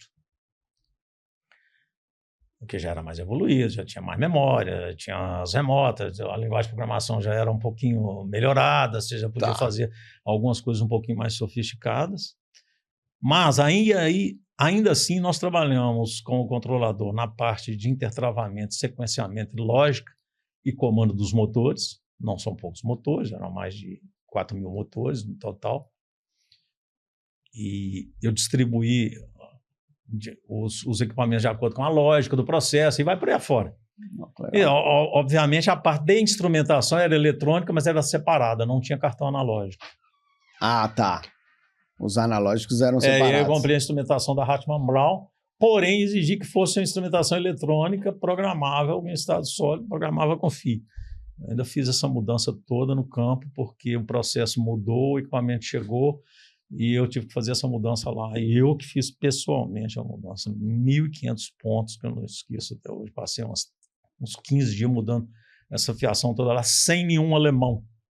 Além de todos os equipamentos. Eu fiz o controlador programável, mas fiz toda a parte da instrumentação. Eu refiz todo o painel que veio da Alemanha, porque o processo tinha mudado desde a hora que eles contrataram. E eles não quiseram pagar para mim a Alemanha para poder fazer a mudança. Aí veio para cá. Os caras quiseram trazer alemão, eu falei, não precisa trazer. Pode deixar que eu resolvo. Aí você trocou tudo. Então, você não era só na concepção, no projeto, e você ia para o campo lá também, passar fio. Foi a última vez que eu fui no campo mesmo. Direto ali. Que legal. E aí, nessa parte, Paulo Habib, vocês começaram a fazer projetos mais integrados, com processo. Sempre eram integrados. Mas rapidamente eu comecei a perceber que eu fiquei lá 6 anos, que eu fui para lá em 78 até 84, né? Tem que levar em conta, nesse tempo todo, eu nunca tirei da cabeça que queria ser dono da minha empresa. Você queria sua empresa lá de trás, da sua mãe ainda, né? Eu queria ser dono da empresa, mas eu não tinha nenhuma vivência de empresa. Daí que... Começou a ganhar experiência, né? Na Paula Bip. Ainda na Elba, eu recebi a oportunidade de tentar fazer a fábrica de controlador programável, né? Só que aí a Modicon queria que nós puséssemos o dinheiro, ela não queria pôr dinheiro nenhum. Ele ia ceder a tecnologia, mas não queria o dinheiro. Nós não fizemos. Marcelo resolveu sair para fazer a empresa dele, que essencialmente era hardware, fabricar balança e fazer engenharia reversa. E ele começou a fabricar vários equipamentos para a Vale que não tinha peças sobressalentes, ele ia fazendo, fabricava, ele olhava para a placa e já sabia o que ele tinha que fazer. O homem era um monstro. Ele comenta muito isso. Ele fala assim, olhava para a placa e já sabia o que ele tinha que fazer. Eu consigo fazer isso aqui no Brasil? Eu não preciso importar isso aqui mais, não. Ele começou e ele fez a engenharia reversa e copiava os troços, às vezes melhorava. Mais ele era mais prático e conseguiu prático. fazer isso, subsistir com essa parte do hardware, só fazendo. E o software de máquina, né? Legal. De eletrônica. Mas rapidamente eu percebi que o mercado ia mudar. Quando a automação começou a desmistificar, as pessoas já estavam entendendo um pouco mais o que era automação. Já não era tanta inovação, né? Vamos pensar que as coisas andam rápido, né? Eu estou falando de 71 e 84, são 13 anos. Nesse período, eu participei de tentativa de criar uma empresa para fabricar controlador programável, não deu certo, aí passamos a ser distribuidor, eu tinha uma empresa junto com a Elba, não perdi dinheiro, mas deixei de ganhar porque eles me passaram a perna para trás, mas tudo bem, eu também passei a perna para trás deles, então uma mão lavou a outra, mas com isso tudo eu estava mais ou menos vendo como é que funcionava uma empresa, etc. Tal. Tava ganhando na Paula Bip, rapidamente eu cresci, porque quando eu voltei então do projeto Valep, eu estava com um prestígio lá nas alturas, porque aquilo era um projeto de $600 milhões e que a automação, que era uma coisa completamente nova, estava funcionando às mil maravilhas, e quem tinha feito tudo era eu e a equipe. Ali. Mas quem estava chefiando era eu. Então eu voltei com uma força muito grande. Rapidamente eu virei assistente do presidente. Do presidente da Paula Bip, você já virou eu virei assistente do diretor local aqui e assistente da presidência em São Paulo. Legal. Para tocar toda a área de informática e automação que a Paula Bip queria mudar, etc. Só que aí comecei a viver uma situação que eu me lembro da reunião com os Minas, que eu cheguei a te contar. Isso. Quando eu cheguei numa licitação e os Minas falou, não, porque nós tínhamos feito o projeto de alto forno, que quebramos toda a lógica aqui, fizemos. Aliás, eu não te contei uma história interessante nesse projeto do alto forno. Você tinha uma equipe de instrumentação, tinha uma equipe de computação e tinha a equipe do controlador dos relés. Aí chega nós com o equipamento, com o controlador programável, que já tinha entrado analógica. Já tinha analógica. Já tinha analógica, já tinha controlador e tinha o SCADA. Então, tudo que ele tinha lá passava a ser um equipamento só. Tinha uma turma com gerência, etc., para instrumentação, que eram os caras da instrumentação, que começou com pneumática, depois eletrônica, etc. Tinha uma pessoal dos relés que controlava os motores, que estava mais dentro da sala elétrica, e tinha o pessoal de computação que fazia uma modelagem, principalmente para controle de produção, integração, para dar os set points. Eu cheguei com um equipamento que fazia tudo junto. E aí deu uma briga de foice no escuro lá, ao observar a estrutura. Porque você tinha gerindo um lado, gerindo o outro, e eu cheguei lá para dizer, quem vai mandar nesse negócio? E aí pegou. Rapidamente eu percebi que é o único jeito que eu ia fazer, porque a transição não pode ser feita de um jeito assim, pá, cortou, porque a planta podia parar. Entendi. Então eu falei assim, não, eu vou fazer o seguinte, aqui ó, eu vou pôr todas as analógicas numa remota, 2, 3 ou 4 remotas, essas são as remotas da analógica, essas aqui são da instrumentação.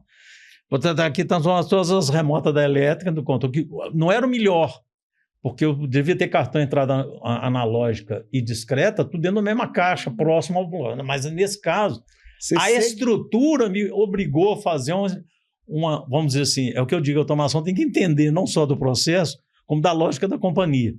Então é o seguinte, eu criei as caixas, ou as remotas da analógica, as remotas do pessoal da elétrica, tá? E a função do SCADA ficou com o pessoal da computação. Então eu não destruí a estrutura, porque senão eles iam me implodir. O projeto não ia sair. Você desenhou o projeto baseado na estrutura. O que precisava do ponto de vista de controle e processo, mas você tinha uma estrutura por detrás que ia operar e dar manutenção naquilo. Você desenhou para a estrutura corporativa da Uzi Minas na época. Exatamente. Aí com o tempo depois, as coisas foram acontecendo de forma natural. Uns aposentaram, outros não sei o quê, até você ter um grupo que era chamado de automação. Mas durou lá. As primeiras aulas de controlador programável para a turma dos Minas, quem deu fui eu. Eu dei os cursos de controlador para eles. E aí teve esse encontro lá também no que você estava contando, Aí na Uzi Minas, quer dizer... Que eles começaram a apertar vocês lá, né? Já tinha, quer dizer, bastante conhecimento lá. Eles já tinham um respeito muito grande por nós, mas eles já tinham aprendido a começar a fazer o que era automação, controle e tal. Então, na segunda, uma licitação daquelas, que não sei se era resfriamento de placa ou seja o que fosse, e o cara falou assim, não, olha, você vai gastar quantos engenheiros aqui? Não vou gastar tantos engenheiros. Quanto ganha cada engenheiro? Tanto. Ó, sua despesa de escritório é tanto, você vai poder ganhar 10%. Eu olhei para aquilo, eu lembro que eu saí da reunião, os Minas ainda não estava aqui, estava lá no centro. Eu saí da reunião a pé, eu ia pegar o carro no estacionamento da Rua da Bahia e eu subi pela Praça 7 e ia descer. Curitiba, que o estacionamento estava ali. Eu falei assim, putz, nós estamos fodidos com esse troço aqui, eu não vou ganhar dinheiro nenhum mais. Isso aqui eu vou vender meia dúzia de uma meia hora, quanto mais produtivo eu ficar, pior eu vou ganhar. É que o cara vai te colocar o preço lá. Eu vou gastar menos hora.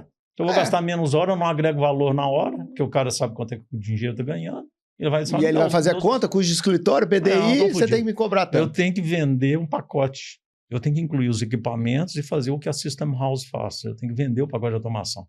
E aqui agora vai começar a acontecer o contrário. Eu vou ter que quebrar o pacote. Entendi. Porque se eu for vender pacote, eu tinha a Paula Bip contra mim, de um lado. Ou as Klockner Deutsch do outro lado. Ou as Polizes de um lado. Ou as FL Smith de outro lado. Ou as Mitsubishi de um lado. Ou as Polvurt, etc. E quer vender o pacotão. E eu vou ter que começar a convencer o cliente a vender o pacote. Mas, principalmente, eu tenho um argumento com ele. Eu vou dizer que eu não estou vendendo meia hora nem papel.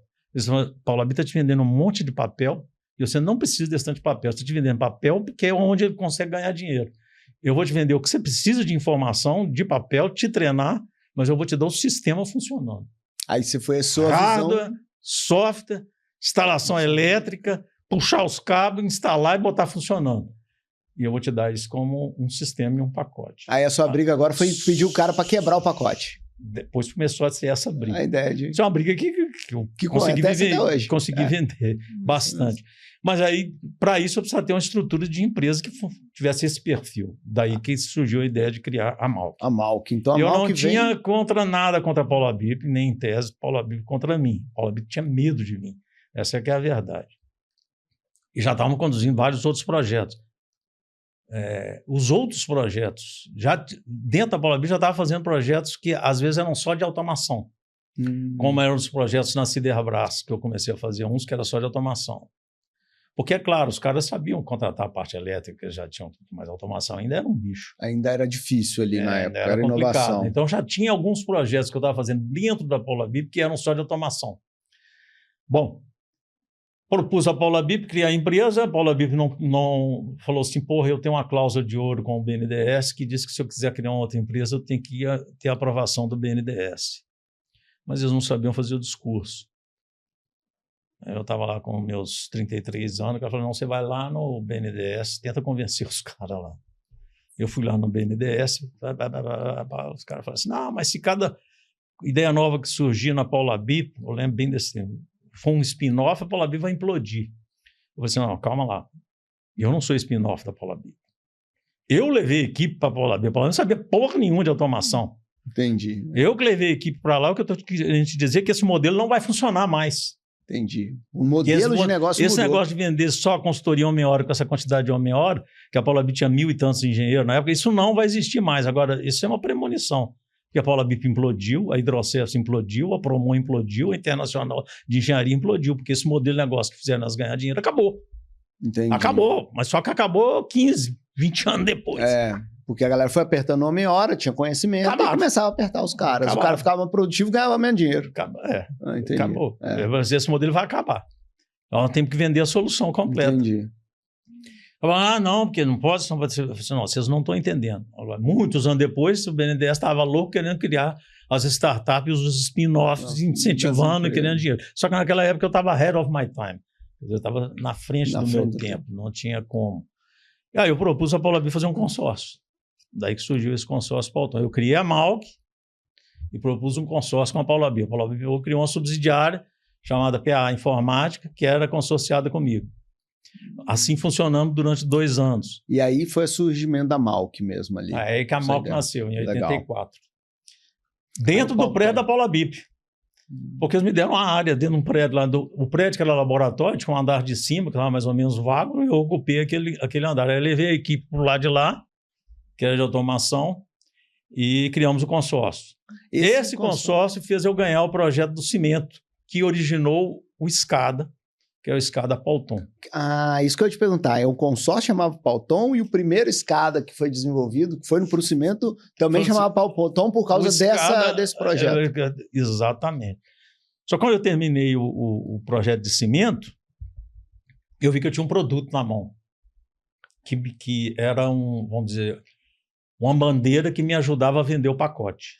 Porque eu tinha o SCADA completo, que era uma ideia nova, e tinha o hardware que eu trabalhava naquela época, já era com Allen Bradley, que eu já tinha abandonado o Modicon, era Allen Bradley, e tinha o SCADA e trabalhava com um computador que era o Cobra Computadores Brasileiro, que era uma empresa estatal do governo, da Marinha Brasileira originalmente, mas que tinha um sistema em tempo real, que é o sistema operacional do Cobra 700, que permitiu a gente desenvolver o SCADA, porque você tinha que ter um sistema operacional em tempo real, senão não dava para funcionar.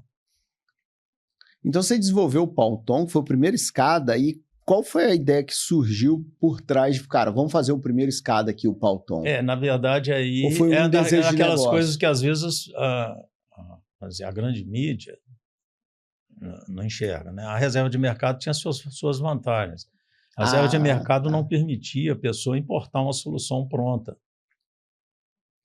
Agora, eu trabalhei muito por debaixo nos bastidores para provar para os decisores, tanto no Ministério da Indústria e Comércio, como um apoio na ABIN, que nessa época eu já era diretor na ABIN, fui diretor da entidade de automação, para dizer ao Ministério, a CASEX, e os outros diziam, não precisa importar, nós conseguimos fazer aqui.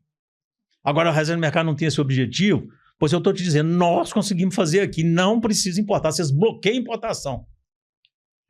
Aí, quando a Siminas queria fazer o projeto todo aqui, que era o primeiro projeto de cimento, porque eles estavam mudando a planta, aí de novo. Eles estavam mudando a planta do processo via úmida para o processo via seca. A grande vantagem de sair do úmido para o seco é que você não perde energia aquecendo água. Então, o processo fica muito mais eficiente, gasta muito menos energia, além de ser mais produtivo. Então, todo mundo mudou. Então, na década de 80 para 90, o cimento no mundo inteiro era úmido, ele saiu de úmido para seco. Para seco. Um processo via seca. Então, observação, o cliente estava mudando o processo. Então, ele já estava desafiado por uma parte. Quem queria vender o pacote para eles era a FL Smith. Aí eu chego junto ao cliente com uma força política por detrás, dizendo para eles... Aí eu já tinha vendido lá para o Ministério, para todo mundo, dizendo o seguinte, olha, a FL Smith vai empurrar um pacote. Só que a automação e elétrica nós podemos fazer aqui. Tem que quebrar o pacote, essa parte eles não vão poder importar. Aí a Siminas recebe a primeira bloqueada, falando assim, não vai poder importar, vocês vão ter que comprar aqui. Aí o cara fala, quem está fazendo? É lá mesmo em Minas, é lá colado vocês, que é Pedro Leopoldo, Belo Horizonte. Aí o careta veio para mim, o Walter Hunter e o Nikolaus Boller. Eram 2 alemães, um meio austríaco. Eles eram mais austríaco do que alemão. Austríaco suíço. Eu dizia que eles eram suíços da banda austríaca. Eles eram suíços. E o Walter Hunter era o Nicolau Zubola era o chefe da fábrica, e naquela época o grupo Roderbank era o maior grupo de cimento do mundo. Depois se uniu com a Lafarge muitos anos depois. Era o maior grupo do mundo, tinha maior cimento em tudo quanto é lugar do mundo. Comprava doidado da FLSmith. Eu falei, você não vai poder comprar.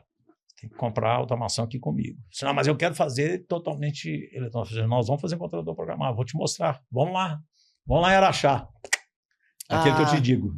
Qual que é o seu maior vendedor? Não é o meu blá, blá, blá. Meu maior vendedor é a planta funcionando. É o seu cliente satisfeito. Então fui lá, levei os caras em Araxá, os caras viram aquela planta que era maior que a planta que eles estavam fazendo, que não era pequena. Uma planta de produção de 1 milhão de toneladas de cimento, só que você tinha uma produção aqui de milhões de toneladas de fosfato, com mineroduto e tudo funcionando, com controlador, cimentação, sala de controle, o cara passou... Eu falei, quem é que fez? Nossa, fez. Eu fiz. Então, eu posso fazer para você. Aí eu fiz a seguinte pergunta para ele. Eu falei assim, nós vamos quebrar o pacote da FLSmith. Você sabe como é que funciona a fábrica? Você entende o processo? Eu falei assim, eu banco o processo. Não tem problema. Nós sabemos melhor do que a FLSmith. Eu falei, então nós vamos fazer. E assim fizemos. A instrumentação física, como dizer, os sensores, transdutores, etc., a gente importou. Mas o resto a gente fez todo aqui. E neste projeto eu desenvolvi o SCADA. Só que como ele tinha que trabalhar com um sistema operacional que nem eu tinha experiência ainda, porque eu tinha do controlador, mas o Alexandre Timpon já tinha trabalhado com programação, porque ele era programador, já trabalhava com programação de IBM, o cacete A4.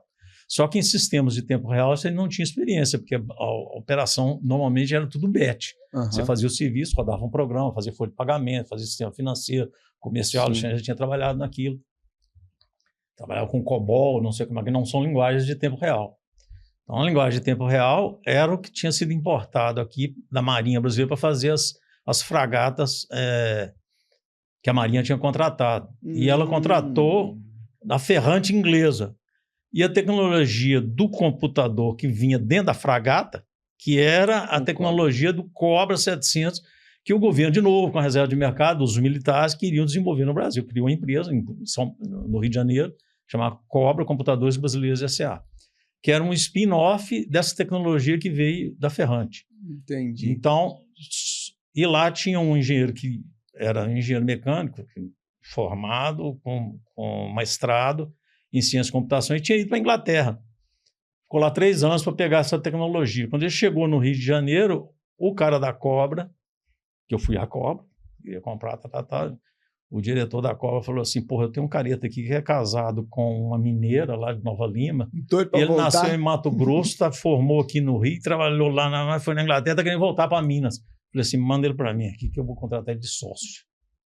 Que era o que eu queria, né? Animal o cara, né? E o cara veio com toda a tecnologia do sistema operacional de tempo real. Eu que entendia tudo de processo e de automação.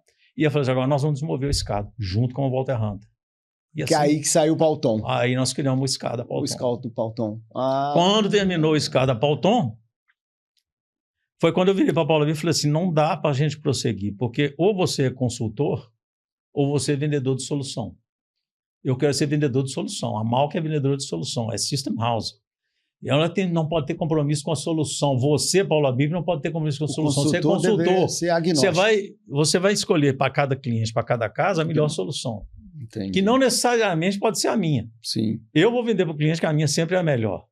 É mais eficiente, é mais produtivo, que eu sou mais competente, isso aqui. Cabe a ele ver se é ou não é. Então, o meu marketing é contra o seu. Aí precisamos seguir vidas independentes. Não vai dar para prosseguir nesse consórcio. Aí foi o segmento independente da Malc, aí, que a Malc nós nasce separamos como empresa os projetos sozinha. que estavam lá, a Paula Bip ficou com todos os projetos que eram da Vale, porque a Paula Bip era um spin-off da Vale, em última análise. Sim. Né? E eu fiquei com todos os outros que não eram Vale. Entendi. Aí sai a Malc. Legal. Muito bom. Bom, nasceu aí o SCADA Palton, a empresa estava completamente independente, não tinha competidor e principalmente o seguinte, o cara não podia importar. Já estava em mercado, reserva de mercado nessa época. Imagina que eu criei em 84, a reserva de mercado estava em pleno vigor. Entendi. Aí ainda. Eu consegui vender. Eu entrei na manufatura, entrei na Fiat, entrei na Volkswagen, entrei nas outras siderúrgicas todas. Tudo fazendo escada entrei e PLC. no cimento por causa desse projeto. Eu fiz 15 projetos para a fábrica de cimento do Grupo Votorantim, sempre usando um projeto como o maior vendedor para o outro. Cada vez que eu terminava um projeto, aquele era o vendedor do próximo projeto. E eu me tornei o maior distribuidor da Allen Bradley, o Rockwell. Que era o Metal Leve, famoso Metal Leve na época. Foi o maior distribuidor na América Latina. Eu coloquei isso na Petrobras, coloquei na Uzi Minas, coloquei na Aço Minas, coloquei na Fiat, coloquei... Espalhou pelo Brasil. E eu era o maior vendedor. Não parava de estar dentro da minha sala o cara da Rockwell, que depois virou distribuidor da Rockwell e casou com a minha secretária, porque os dois não paravam junto o tempo inteiro. Sim, senhor, casou com a minha secretária, o distribuidor da Rockwell aqui em Belo Horizonte hoje, que é a antiga Macrotec foi comprada pela Macrotec. Pois é, a Macrotec nasceu da minha secretária com o distribuidor, que era o meu contraparte Um dia a secretária entrou na minha sala e falou assim: Márcio, eu preciso ganhar mais. Eu falei assim, ô Raquel Corrêa. Eu falei assim, Raquel, você é a secretária mais bem paga de Belo Horizonte. Não tem jeito de pagar mais. Você só tem um jeito de ganhar mais, você tem que ser dona da sua empresa. Eu falei assim para ele. Passou um tempo, o Walter, que era o cara do cimento, da Rockwell, que ficava o dia inteiro lá na minha sala lá, porque porra, eu vendia doidado. Então, a secretária, a Raquel, ela tinha ido para lá porque o marido dela era meu contador. Ele falou assim, minha mulher já criou os filhos, já está com 10 anos, ela precisa trabalhar, ela era uma excelente secretária, você podia contratar. Eu fiz uma entrevista, gostei dela, realmente muito despachada, porreta, tal. E se descortinou um outro mundo para ela, não deu outra, ela separou. Ele ficou trabalhando de contador e ela era minha secretária. Os dois separaram. Só que o Walter não saiu de lá. E o Walter também era muito meu amigo, já de São Paulo, viajava para muito lugar e tal. O Walter separa da mulher também. Então aconteceu que a Raquel falou comigo, porra, eu preciso ganhar mais. Eu falei, só se você for dono da empresa, o que aconteceu? Eu vou resumir. Deu um insight. Ela casou com ele e se tornou sócia dele e virou diretora financeira da empresa. Muitos anos depois o Walter morre num acidente, afogado, e ela fica dona sozinha. Olha, que história legal. Não é porque o Walter me chamou para ser sócio dele. Que história legal. Eu não quis. Mas é isso aí. Que interessante.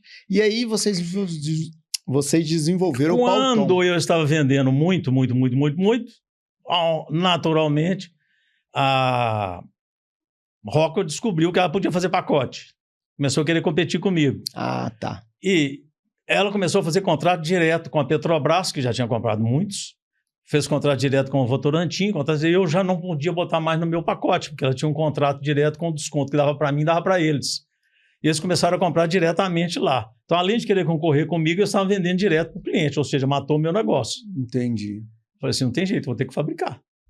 Foi essa hora que apareceu... Essa hora, olhando para trás, eu nunca devia ter fabricado. Talvez eu devia ter aceitado o convite da General Electric, que era para mim. Quando ela viu que eu parei de trabalhar com a Rockwell, ela falou assim, não, vem trabalhar comigo, porra. Vamos vender controlador da GE.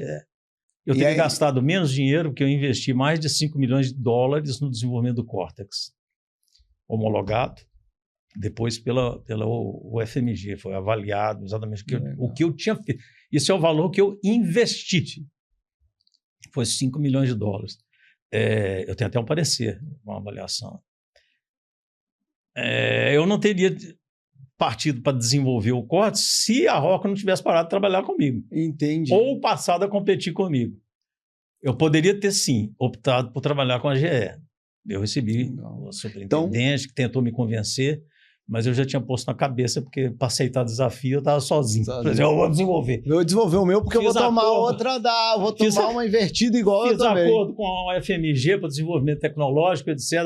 Vai partir para desenvolver. E foi daí, então, dessa falha na parceria com a Rockwell que nasce o Cortex. Que foi uma falha, isso é uma coisa que acontece normalmente. Natural ali, né? Começa a acontecer. Depois que você abre o mercado,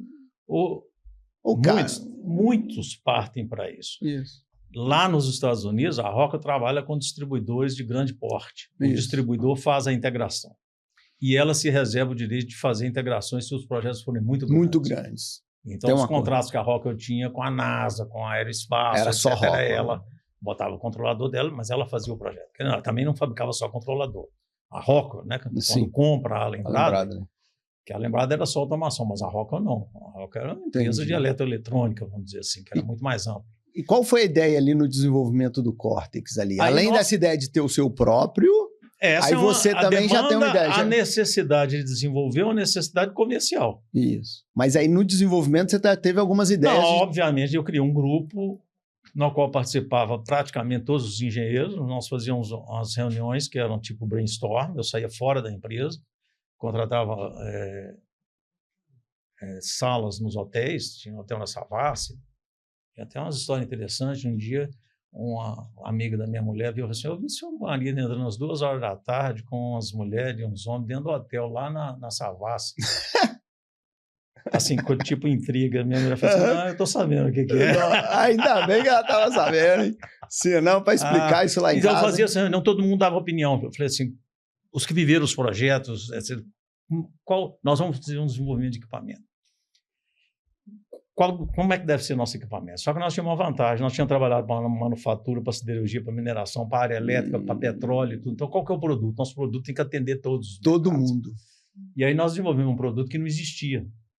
Só começou a existir agora. É um que fazia controle, fazia processo, fazia proteção, fazia elétrica, então ele tinha cartão de entrada analógica rápida, ele conseguia detectar perturbação elétrica, ele podia trabalhar no ambiente de subestação de 500 kV ou podia trabalhar no ambiente industrial. Daí que a gente desenvolveu o Cortex.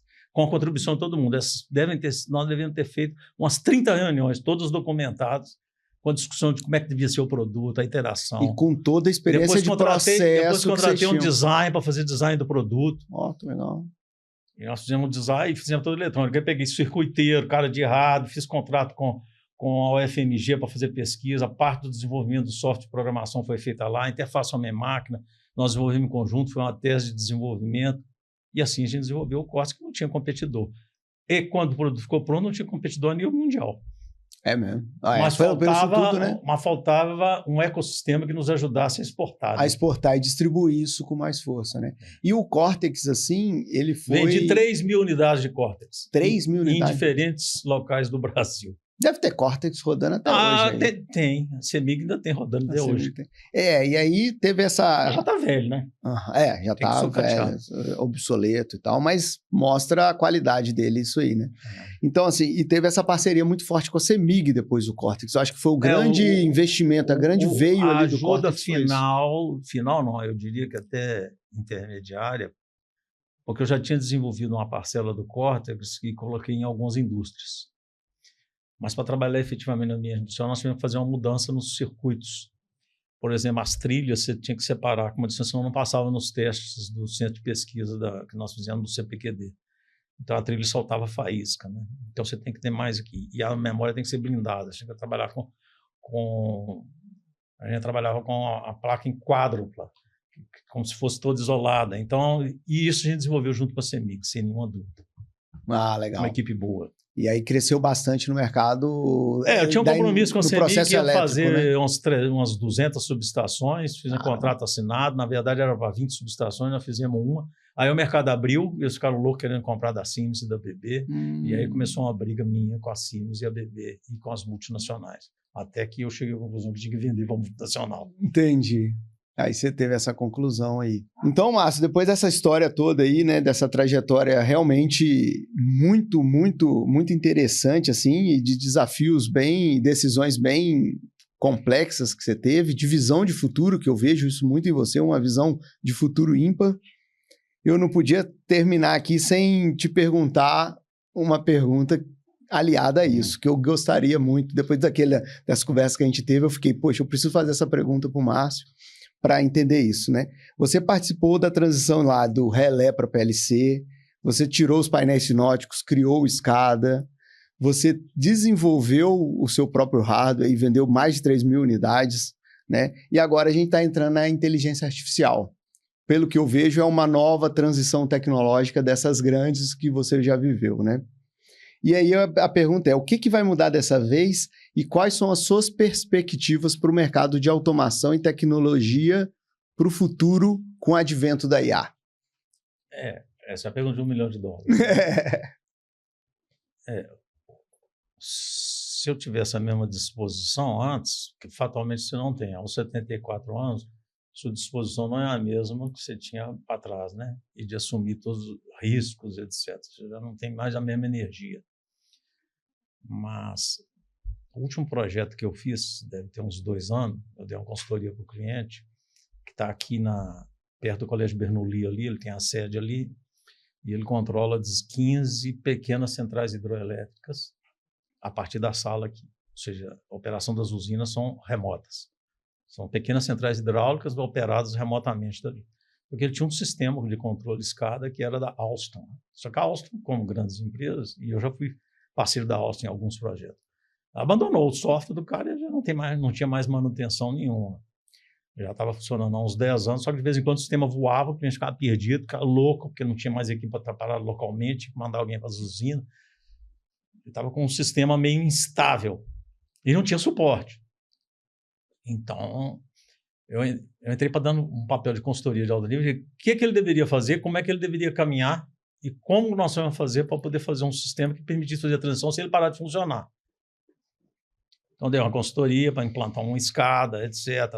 Como é que nós íamos fazer, canal de comunicação, fizemos um sistema que funcionava os dois juntos ao mesmo tempo, até você fazer a transição para ele não parar de funcionar. Aí, em seguida, na hora que eu terminou, está implantando a sala, está funcionando. Falei com ele, você já está no próximo passo.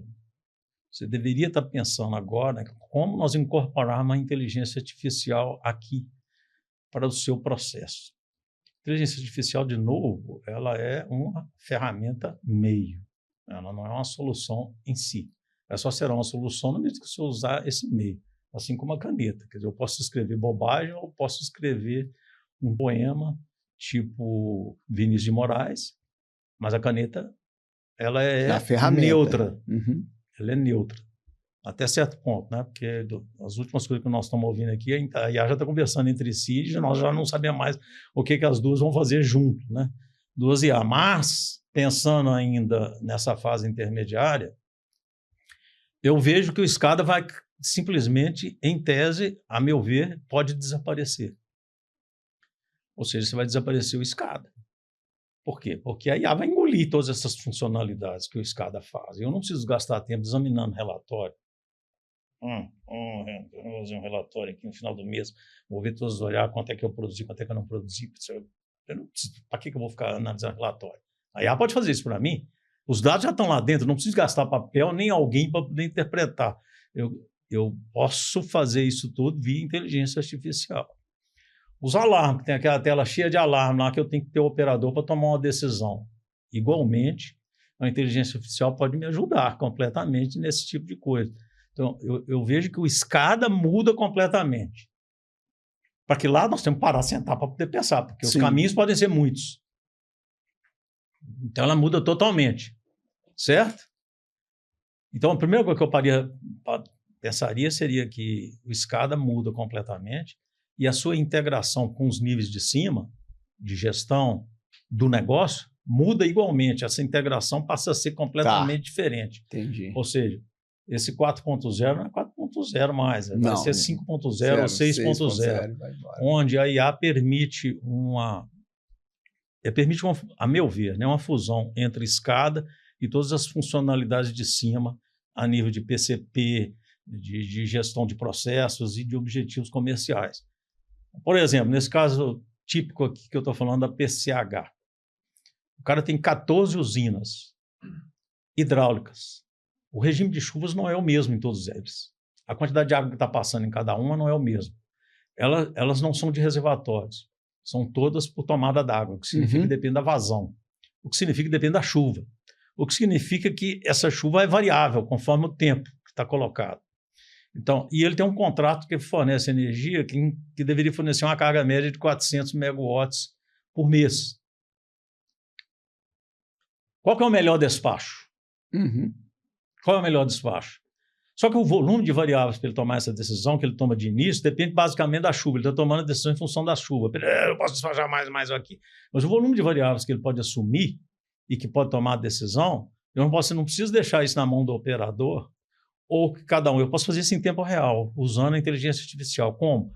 Eu vou pegar a previsão meteorológica, eu quero medir a vazão que está ocorrendo em cada casa, eu quero saber qual é a situação de cada uma das turbinas, as bombas hidráulicas, o que está mais desgastado, o que está menos desgastado, onde é que é mais barato eu produzir essa energia, ou como é que eu posso produzir essa energia de forma mais eficiente. Quer dizer, a quantidade de coisa que eu penso que é possível fazer na inteligência artificial para ela assessorar, para esse cara responder uma pergunta. Eu vou entrar dentro da sala e falar o seguinte: olha aqui, é possível produzir hoje 400 megawatts? Eu posso primeiro interagir com ele. Falar assim, você tem as seguintes opções, essa aqui.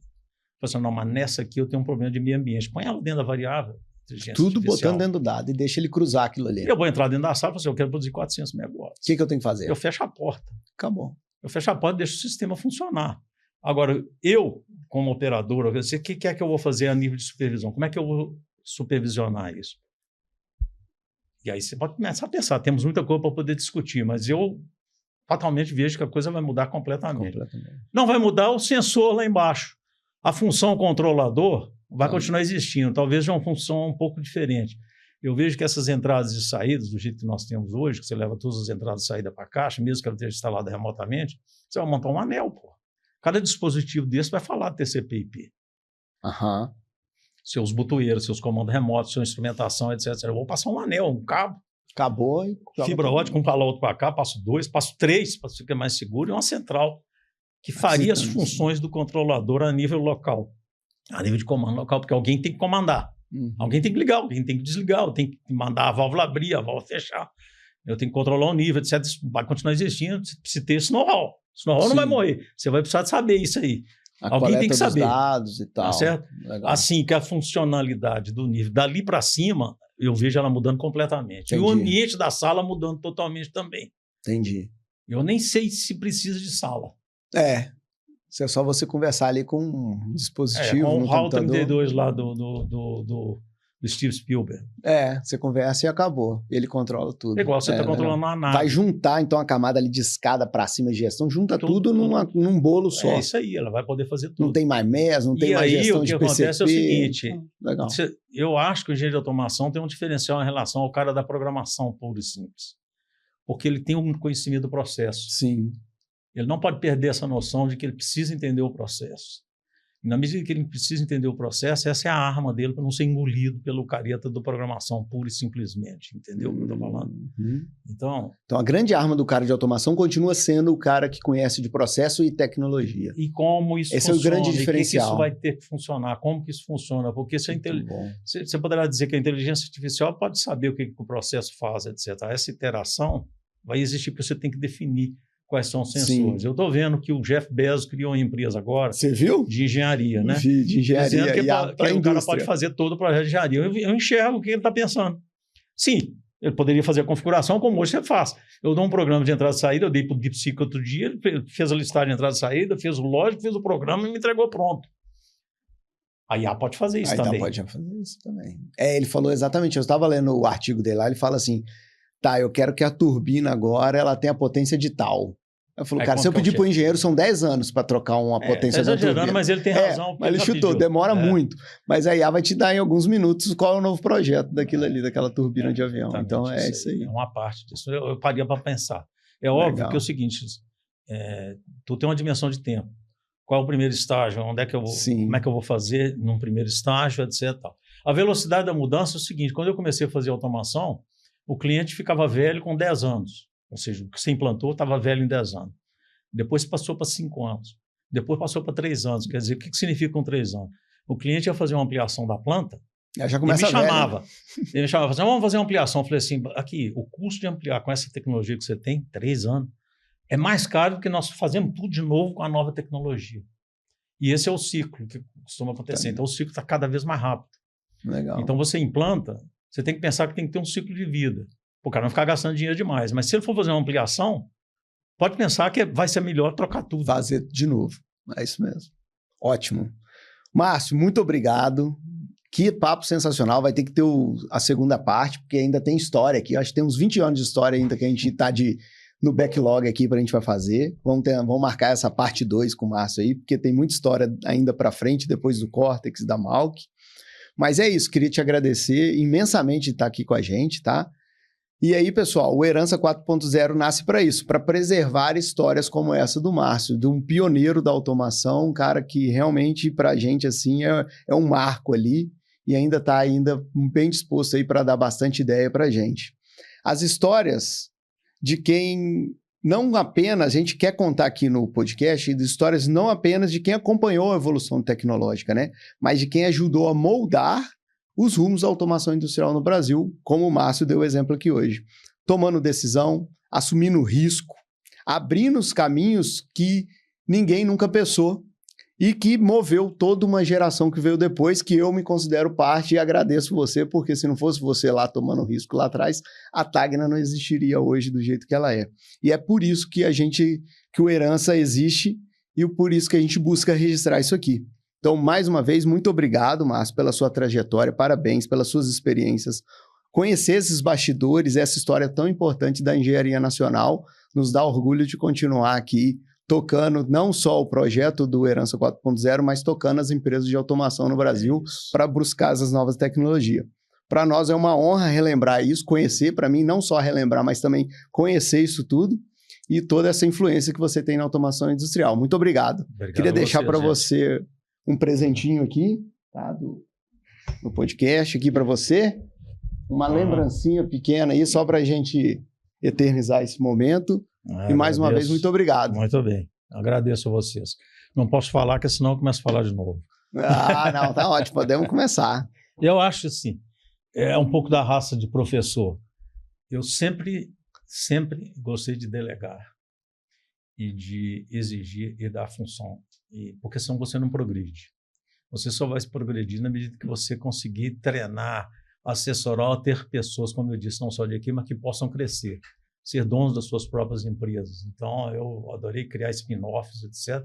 Assim como acho que o papel principal daquele que começa é tentar criar, de fato, pessoas, não se estar à frente o tempo inteiro. Você não ser o Lula que não criou ninguém.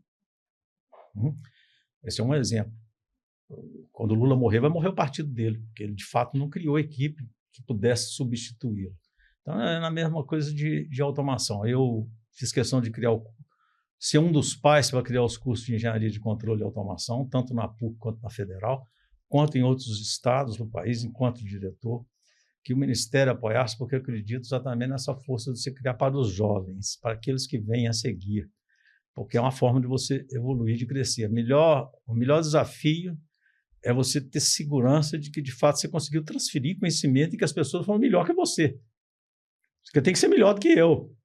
Tem que ser capaz de fazer o que eu não fiz. Isso. E carregar esse legado, né? E daí para frente. Isso. Carregar esse legado todo. Né? E tem que ser desafiador. Então, você tem que ter preocupação de criar pessoas que sejam capazes de dar sequência, de evoluir. Você só vai crescer, ou sua empresa vai crescer, se você tiver essa equipe embaixo, é alguém que seja capaz de tocar para frente. Então, os jovens são sempre bem-vindos e esse é, eu acho, um dos papéis mais desafiadores. Não é só do professor, mas é daquele que abre o caminho. Legal. E que dá força. É isso que eu gosto. Eu, assim, agradeço a sua oportunidade que vocês me deram de contar a história. Eu converso demais, às vezes eu falo mais do que deveria. Mas principalmente eu acho que esse é um desafio. Esse interesse que vocês têm de criar essa oportunidade é único. É interessante você ter essa oportunidade de falar. Eu, às vezes, não gosto de falar assim, de mim ou do que eu fiz. Deve ser pouquíssimas oportunidades em que eu tenha feito isso, porque eu não tenho esse sentimento de contar vantagem, né? Eu gosto de contar vantagem pelo que é feito. Então, as pessoas que trabalharam comigo sempre gostaram de mim. Então, alguma coisa de bom eu devo ter. Com certeza, pode ter certeza. Valeu, obrigado. Obrigado a você. Valeu, pessoal.